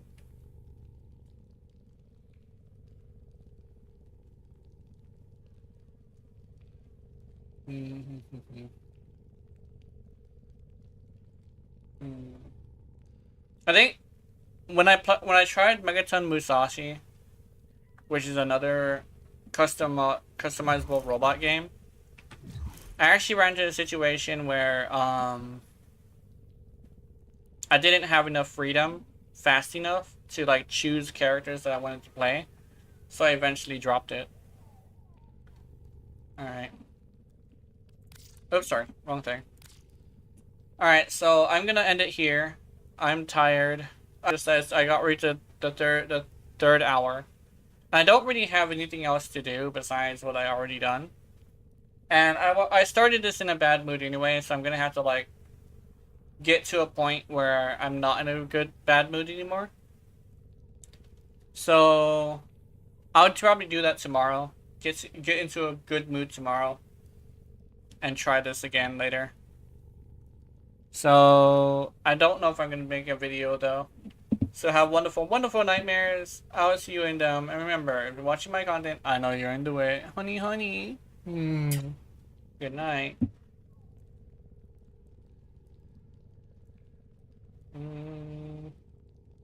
Oh, here it is. No, that's not it. Where am I going? Oh. Oh my god, are you confused? Let me get your brain working with a nice pounding. Good night. My brain is not working today.